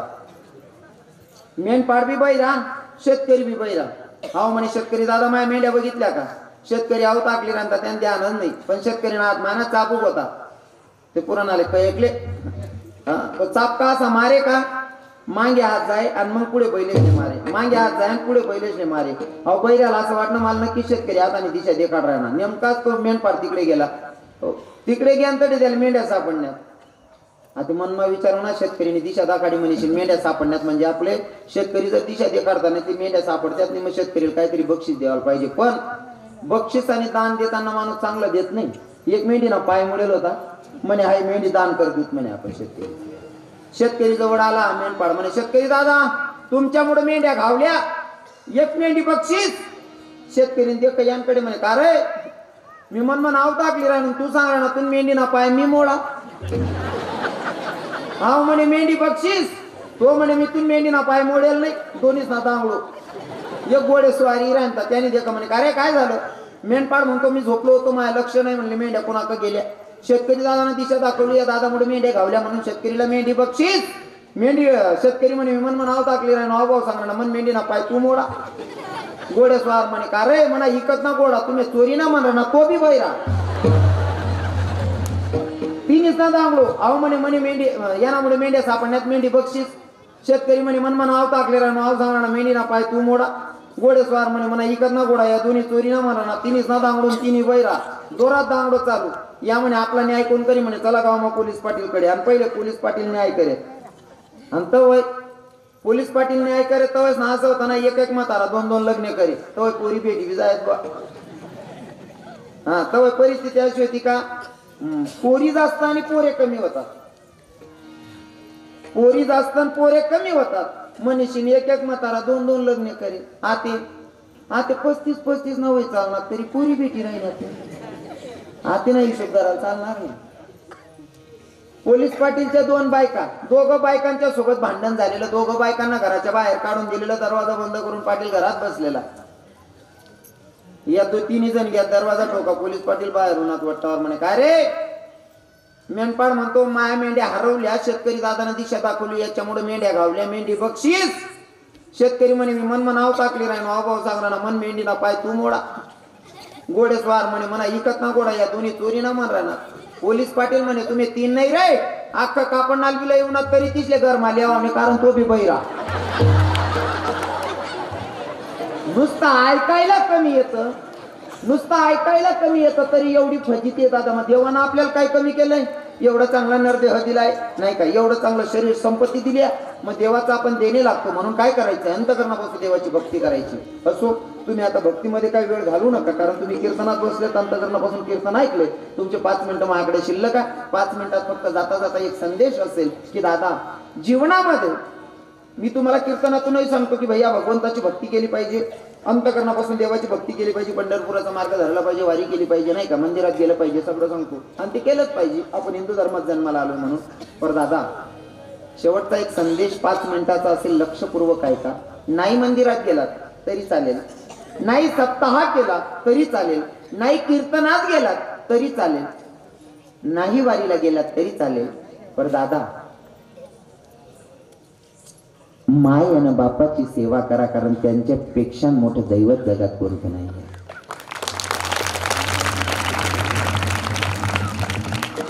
मला जर व्यासपीठावर यायचं होतं तर पहिल्या पायरीवर पाय ठेवला, दुसऱ्या पायरीवर पाय ठेवला, तिसऱ्या पायरीवर पाय ठेवला, चौथ्या पायरीवर पाय ठेवला, मी व्यासपीठावर येऊन उभा. घरात जर प्रवेश करायचा असेल तर पहिल्या पायरीवर पाय ठेवायचा, दुसऱ्या पायरीवर पाय ठेवायचा, तिसऱ्या पायरीवर पाय ठेवायचा, तेव्हा घरात प्रवेश आहे. महाराज जोपर्यंत पायरीचा सारा घेत नाही तोपर्यंत घरात प्रवेश नाही. ठीक त्याप्रमाणे पहिल्या पायरीचं दैवत म्हणजे माय आणि बाप, जोपर्यंत मायबाप कळत नाही तोपर्यंत घरात प्रवेश नाही. म्हणजेच पंढरीश पांडुरंग परमात्मा, शिर्डीचा साईबाबा, नांदुरची सप्तशृंगी कधीच भेटणार नाही. कारण तुम्हाला पहिलंच दैवत, घरातलं दैवत कळलं नाही तर बाहेरचं कधी कळणार आहे? बरोबर आहे ना दादा? नाहीच मंदिरात जाता आलं तर नका जाऊ, पण आईबापांची सेवा करा, त्यांच्यापेक्षा मोठं दैवत कोणतंच नाहीये. तुम्ही म्हणसान महाराज तुम्ही मायबापांची स्तुती करायला लागले की जरा जास्त स्तुती करतात. मायबाप असं करतात काय दादा? भगवंताच्या पुढचं स्थान मायबापांचं असतं. लक्षपूर्वक ऐका. कसं तर भगवंत कुठं तरी तुझा भाव करतो. कुठं? कारण आमच्या संतांचं एक प्रमाण आहे बापू बाबा, भक्त राखी पायापाशी दुर्जनांशी. तुझा भाव आहे, भक्तांचा रक्षण करतो आणि दुर्जनांचा सर्वनाश करतो. पण मायला जर 2 पोर आहेत, एक माडकरिया आणि एक दारू पिणारा जरी असला तरी दोघांना जीव घालत असताना सारखं जीव घालते. म्हणजे माय देवापेक्षा सुद्धा ग्रेट आणि श्रेष्ठ आहे. देवापेक्षा पुढचं स्थान माय बापांचं आहे दादा. मायचं मी नेहमी सांगत असतो. मी तुम्हाला आज बाप सांगणार आहे, कारण आज बापांचे वर्षश्राद्ध निमित्ताने कीर्तन. काही लोक म्हणतात मायला मी खूप खूप प्रेम करतो, खूप स्तुती करतो, पण आज मला बापाबद्दलच बोलायचंय. काही ठिकाणी असं म्हणतात ना, घोड्यावरचा बाप गेला तर चालेल पण चुलीजवळची माय नाही गेली पाहिजे, असं लोकांचं मत आहे. पण तुम्हाला सांगू का, काही बाप आहे ना मायपेक्षा सुद्धा जास्त प्रेम करतात, असे सुद्धा बाप असतात. बाप म्हणजे काय माहितीये का? हो, बाप म्हणजे आपल्या जीवनाचा डायरेक्टर आहे. जसा पिक्चर तयार करणारा डायरेक्टर कधीच पडद्यावर दिसत नाही, तसा आपल्या जीवनाचा डायरेक्टर म्हणजे बाप असतो. तो दिसत नाही पण सगळं काही करतो तो आपल्यासाठी, तो बाप असतो.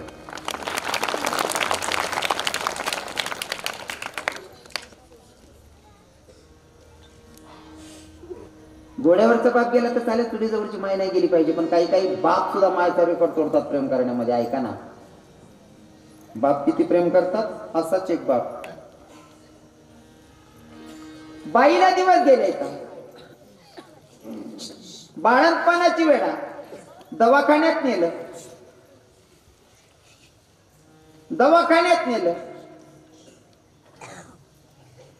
बाळंतपणाची वेळा, डिलिव्हरी होता बाळ जन्माला आलं, बाळाला जन्माला घातलं आणि माय मरण पावली. 1 दिवसाचं बाळ, माय मरण पावल्या.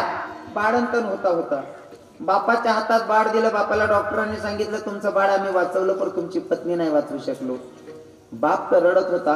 बायको गेल्याचं दुःख होतच, पण मुलाची सुद्धा माय गेली हे दुसरं दुःख. अजून काय करावं? रडत होता माणूस आणि त्या माणसासोबत ते एक दिवसाचं बाळही रडत होतं. त्या बाळाला बघू बघू माणूस रडत होता आणि देवाला कोसत होता मनातल्या मनात, देवा हाच का रे तुझा न्याय? अरे ऐन तारुण्यात माझी बायको माझ्याकडनं हिरावली, ठीक आहे, अरे माझं कुठं तरी चुकलं असेल, पण माझ्या एक दिवसाच्या लेकराचं काय पाप होतं रे? त्याची माया चिरवलीस देवा. एक दिवसाच्या लेकरानं तुझं काय वाईट केलं देवा? महाराज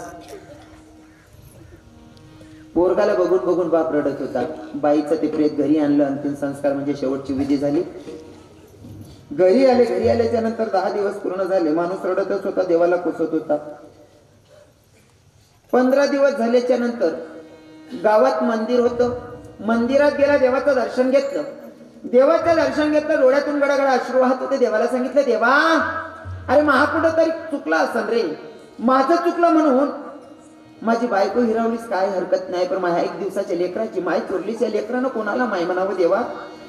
तू एवढा दयावान असल्यावर एक दिवसाच्या लेकरावर अन्याय केला देवा, तुला दयावान कसं म्हणावं रे? पर ऐक ना, जर खरंच तू भगवंत असशील, तू खरा देव आहे ना, माझी बायको हिरावली हे दुःख विसरून जाईल. पर देवा तुझ्या चरणाची माझी एकच मागणी असेल रे, तुझ्या चरणाची माझी एकच मागणी आहे. माझी बायको गेली ना, मला दुसरं लग्न करायचं नाही. हाडाची काढ रक्ताचं पाणी करेल. माझा एक पोरगा आहे ना, तेवढ्या पोराला शिकवायचं. पण तुझ्या चरणाची माझी एकच मागणी असेल, माझा एकुलता एक पोरगा आणि त्याला मला जिल्हाधिकारी साहेब होताना बघायचंय. माझा मुलगा जिल्हाधिकारी साहेब झाला पाहिजे. जगातलं कोणते सुख नाही घेतलं तरी चालेल.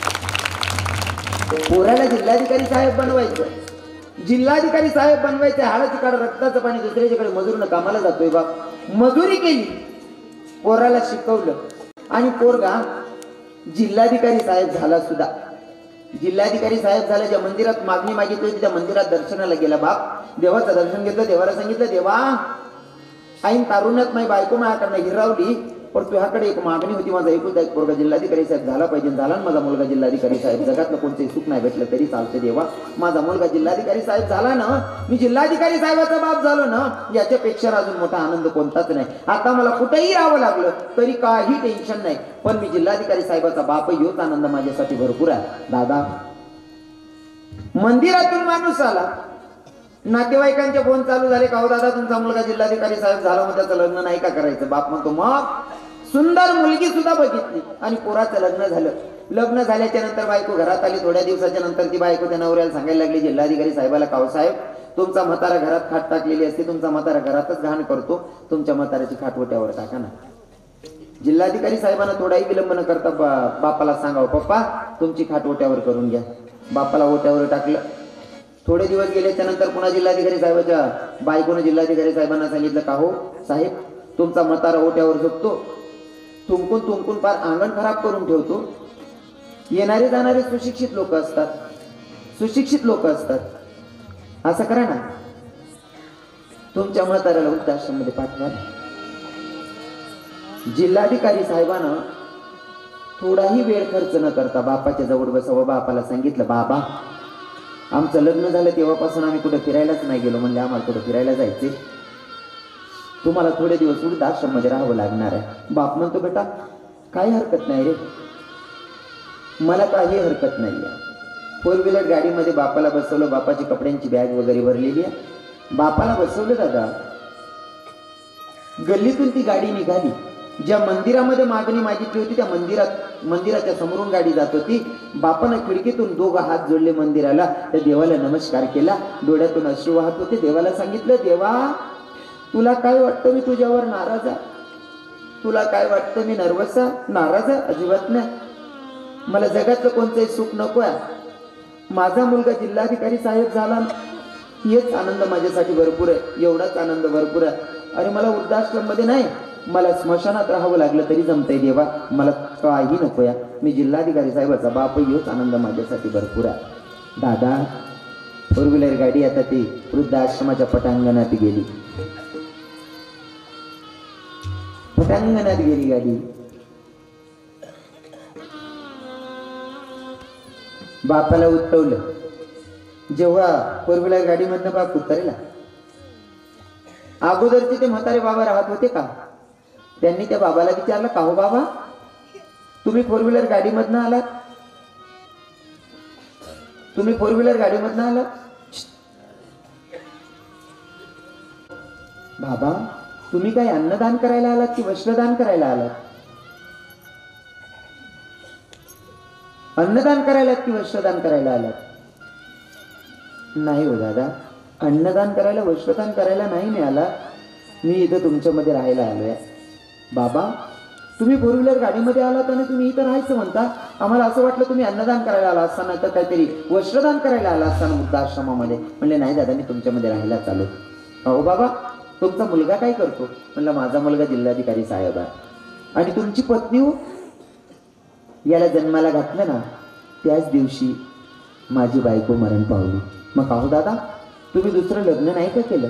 दादा मी जर का दुसरं लग्न केलं असतं तर मला बायको भेटली असती, पण माझ्या लेकराला माय नाही ना भेटली असती, म्हणून मी दुसरं लग्नच नाही केलं. मी लग्न केल्याच्या नंतर मला बायको भेटली असती, तर माझ्या लेकराला माय नाही भेटणार होती, म्हणून मी दुसरं लग्नच केलं नाही. दादा इथं सुद्धा पॉईंट नोट करा. सख्खी मायची जागा दुसरी बाई घेऊ शकत नाही. 100 मधनं 10% बाया असतील बिचाऱ्या सावत्र माया की ते सख्खी आईची जागा भरून काढतात, पण 90% सख्खी आईची जागा सावत्र आई भरू शकत नाही. काय मत आहे तुमचं? हां, अर्थात माझी पण सावत्र माई आहे, माझी पण सावत्र माई आहे, पण मला माझ्या सख्खी आई एवढं प्रेम करते. पण मी जेव्हा बाहेर फिरतो ना, काही सावत्र आया सावत्रच असतात. सख्खी माईची जागा नाही भरू शकत.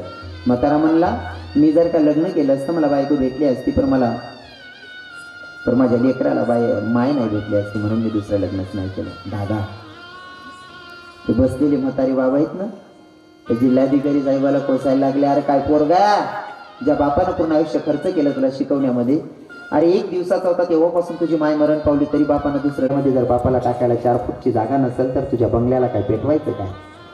तरी म्हातारा म्हणत होता बाबा माझ्या लेकराला काय नका बोलू, माझ्या लेकरानं मला वृद्धाश्रममध्ये आणून सोडलेलं आहे, त्यानं जर स्मशानात ठेवलं असतं तरी मी त्याच्यावर नाराज राहिलो नसतो का? मी एक जिल्हाधिकारी साहेबाचा बापही ह्योच आनंद माझ्यासाठी भरपूर आहे. मला जगातलं कोणतंही सुख नको आहे. जिल्हाधिकारी साहेबाचा बापा ह्योच सुख भरपूर झालं मला. म्हाताराला एकच आनंद होता का मी जिल्हाधिकारी साहेबाचा बापा, मी जिल्हाधिकारी साहेबाचा बापा ह्योच आनंद माझ्यासाठी भरपूर आहे. दादा बरीच वर्ष निघून गेली, पोरानं तपासच केला नाही बापाचा. बरीच वर्ष निघून गेली. एके दिवशी म्हाताऱ्याची तब्येत जरा जास्त सिरियस झाली. म्हाताऱ्याची तब्येत सिरियस झाली. म्हाताऱ्याला वाटलं की आता माझं काही खरं नाही आहे. वृद्धाश्रमाच्या मालकाला बोलवलं, मालक आता माझं काही खरं नाही आहे, कोणता क्षण माझा शेवटचा असेल मलाही सांगता येत नाही, भगवंताचं बोलावणं कधी येईल काही सांगता येत नाही, पण माझी एक विनंती आहे, एक रिक्वेस्ट आहे, एकदा माझ्या जिल्हाधिकारी साहेबाला फोन करा, माझ्या दादाला बोलवा. मरण्याच्या आधी मला एकदा फक्त माझ्या जिल्हाधिकारी साहेबाला बघायचे हो डोळे भरून.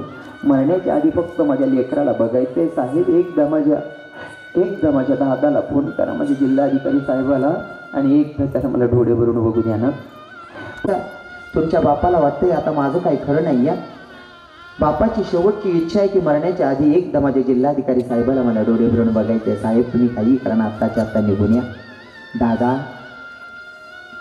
त्या जिल्हाधिकारी साहेबांना सांगितलं, साहेब मी आलो असतो पण मी जरा अर्जंट मीटिंगमध्ये बसलोय, मला येणं शक्य होत नाही. एक काम करा, माझ्या बापाला सांगा जमलं तर उद्या येतो म्हणून. वृद्धाश्रमाचा मालक डोळ्यात अश्रू होते मालकाचे. मनातल्या मनात म्हणत होता जर का मी बाबाला असं सांगितलं तर बाबा टेन्शन घेतील आणि आजच मरतील. वृद्धाश्रमाच्या मालकानं जरा सुधारित भाषेत सांगितलं, म्हणले बाबा तुमचा मुलगा की नाही उद्या सकाळी येणार आहे, उद्या सकाळी येणार आहे मुलगा. हे शब्द जेव्हा कानी पडले ना, दुपारी हे शब्द कानी पडले, म्हाताराला वाटत होतं कधी दुपार निघते, कधी संध्याकाळ होते, कधी संध्याकाळ निघते, कधी रात्र होते, कधी रात्र निघते, कधी दिवस उजळतो. कशी कशी रात्र निघाली. सकाळी 7 वाजेच्या सुमारास 4 व्हीलरचा गाडी म्हाताऱ्याच्या कानी पडला. म्हाताऱ्याला वाटलं की 4 व्हीलर आली म्हणजे माझा जिल्हाधिकारी साहेबांनाच आणली गाडी. आला माझा मुलगा, आला आला आला म्हणता म्हाताऱ्याला अटॅक आला आणि म्हातारा जागीच धरणीवर पडला. दादा म्हातारा धरणीवर पडलेला. 4 व्हीलर गाडीमधनं सूटबूट घातलेला व्यक्ती उतरला. सूटबूट घातलेला व्यक्ती एका साईडनं उभा आहे, म्हाताऱ्याचं प्रेत मध्ये आहे. सूटबूट घातलेला व्यक्ती 4 व्हीलर मधनं उतरलेला तो व्यक्ती एका साईडनं उभा आणि एकीकडनं वृद्धाश्रमाचा मालक उभा. वृद्धाश्रमाच्या मालकानं क्रोध भरे नजरेनं बघितलं आणि बोलायला सुरुवात केली, अरे काय माणूस आहात म्हणले तुम्ही? अरे बापानं तुम्हाला जिल्हाधिकारी साहेब बनवण्यासाठी पूर्ण आयुष्य खर्च केलं, तुम्हाला जन्माला घातलं तुमची माय, तुम्हाला जन्माला घालत असताना मरण पावली. एका दिवसाची तुम्ही होती तेव्हापासून तुमच्या बापानं तुम्हाला जपले, तुमच्या बापानं तुम्हाला सांभाळलंय. काय अपेक्षा होती तुमच्या बापाला? अरे हाडाची काढा रक्ताचं पाणी केलंय फक्त तुम्हाला जिल्हाधिकारी साहेब बनवण्यासाठी. तुम्हाला जिल्हाधिकारी साहेब बनवलं. तुम्ही वृद्धाश्रम मध्ये सोडून गेलात तरी बापानं विचारलं नाही की वृद्धाश्रम मध्ये का सोडून चाललाय बेटा. तरी तुमचा बाप तुमच्यावर नाराज नाही. कधी तुमच्या बापानं एवढं राबून तुम्हाला जिल्हाधिकारी बनवलं तरी तुमच्या बापानं विचारलं नाही बेटा तुझ्या महिन्याची पगार किती आहे, तुझ्या बायकोला किती लाखाचं सोनं घेतलंय, तू बायको पोरांसाठी किती लाखाचा बंगला बांधलाय. कधी बापानं विचारलं नाही. वृद्धाश्रम मध्ये सोडून गेलात तरी बाप नाराज नाही. अरे फक्त शेवटची इच्छा होती बापाची, मरण्याच्या आधी मला जिल्हाधिकारी साहेबांना मला डोळे भरून बघायचे. आणि ती सुद्धा इच्छा जर तुम्ही पूर्ण करू शकत नसाल तर मला असं वाटतं तुमच्या इतका भिकारी जगात कोणी नसेल. सुडबुड घातलेल्या व्यक्तीनं ऐकून घेतलं. सुडबुड घातलेल्या व्यक्तीने ऐकून घेतलं. खिशात हात घातला, खिशातून पॉकेट काढलं. खिशातून पॉकेट काढलं आणि त्या वृद्धाश्रमाच्या मालकाच्या हातात ठेवलं. दादा वृद्धाश्रमाच्या मालकाच्या हातात ते पॉकेट ठेवलं. त्या मालकानं पॉकेट खोललं. त्याच्यामध्ये चिठ्ठी होती. चिठ्ठी वाचायला सुरुवात केली. चिठ्ठीमध्ये लिहिलं होतं की साहेब मला येणं शक्य होत नाही, मी जरा अर्जंट मीटिंगमध्ये बसलोय, मला येणं शक्य होत नाही. माझा म्हातारा जर का मरण पावला तर अंतिम संस्कार तुम्हीच करून टाका. मी माझ्या म्हाताराच्या शेवटच्या कार्यासाठी 2000 रुपये ड्रायव्हरकडे पाठवतोय. काय मागितलं होतं बापानं? माझ्या जिल्हाधिकारी साहेबाला मला डोळे भरून बघायचे दादा. आणि ती सुद्धा इच्छा आपण पूर्ण करू शकत नसाल. कदाचित लहान तोंडी मोठा घास होत असेल, काही लोकांना पचत नसेल तर दादा तुमचा लहान किंवा मोठा भाऊ समजून माफ करा. तुमच्या पाया पडून सांगतो, तुम्ही जर 50 लाखाच्या बंगल्यात राहत असाल, 50 लाखाच्या बंगल्यात राहत असताना जर मायबाप तुमच्या जवळ नसतील तर तुमचे इतका मोठा भिकारी जगात कोणी नसेल.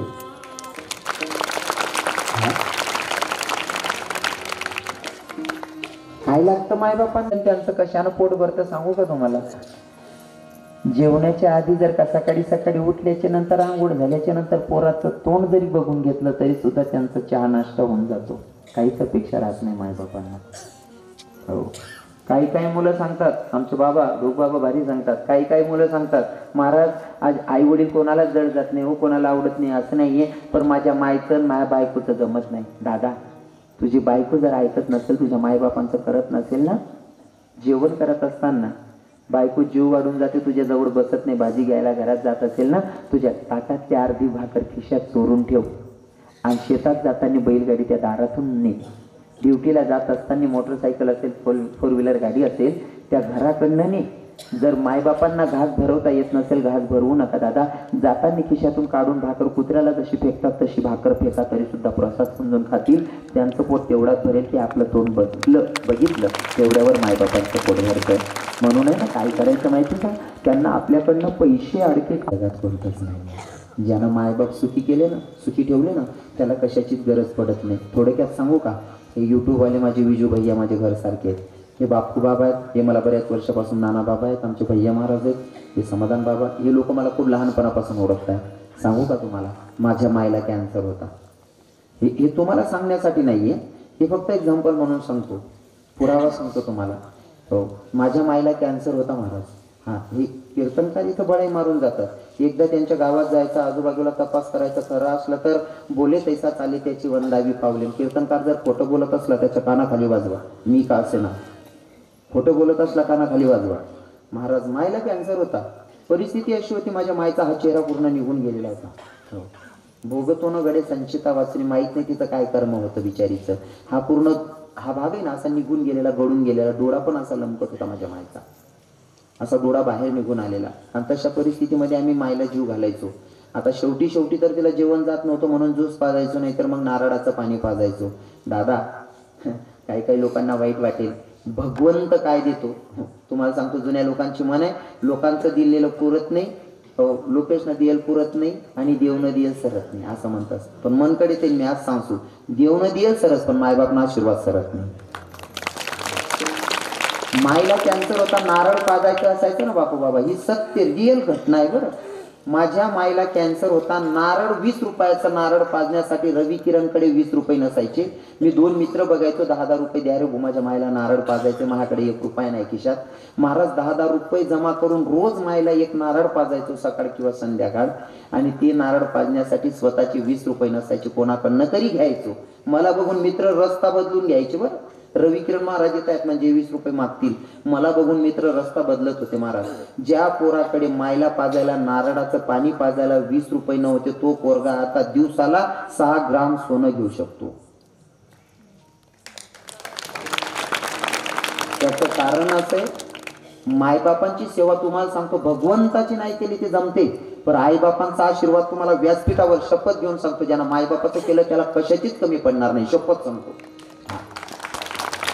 म्हणून माझा अनुभव आहे, आईबापांची ज्यानं सेवा केली त्याला जीवनात कशाची गरज नाही आणि काही कमी पडत नाही. म्हणून एक रिक्वेस्ट असेल, जीवनामध्ये तुम्ही नाही वाऱ्या केल्या तरी चालेल, नाही कीर्तन ढोली तरी चालेल, नाही मंदिरं बांधली तरी चालेल, दादा आईबापांची सेवा करा, त्यांच्यापेक्षा मोठं दैवत जगात कोणतंच नाही. एवढं सांगून मी माझ्या कार्यक्रमाला पूर्णविराम देतो.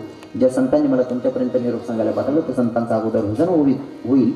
त्यात सावता महाराज असतील, नाथबाबा असतील, संत चोखा मीरा असतील, संत मीराबाई, मुक्ताबाई, धनाबाई असतील. नाव कोणाचं सुटतंय मागे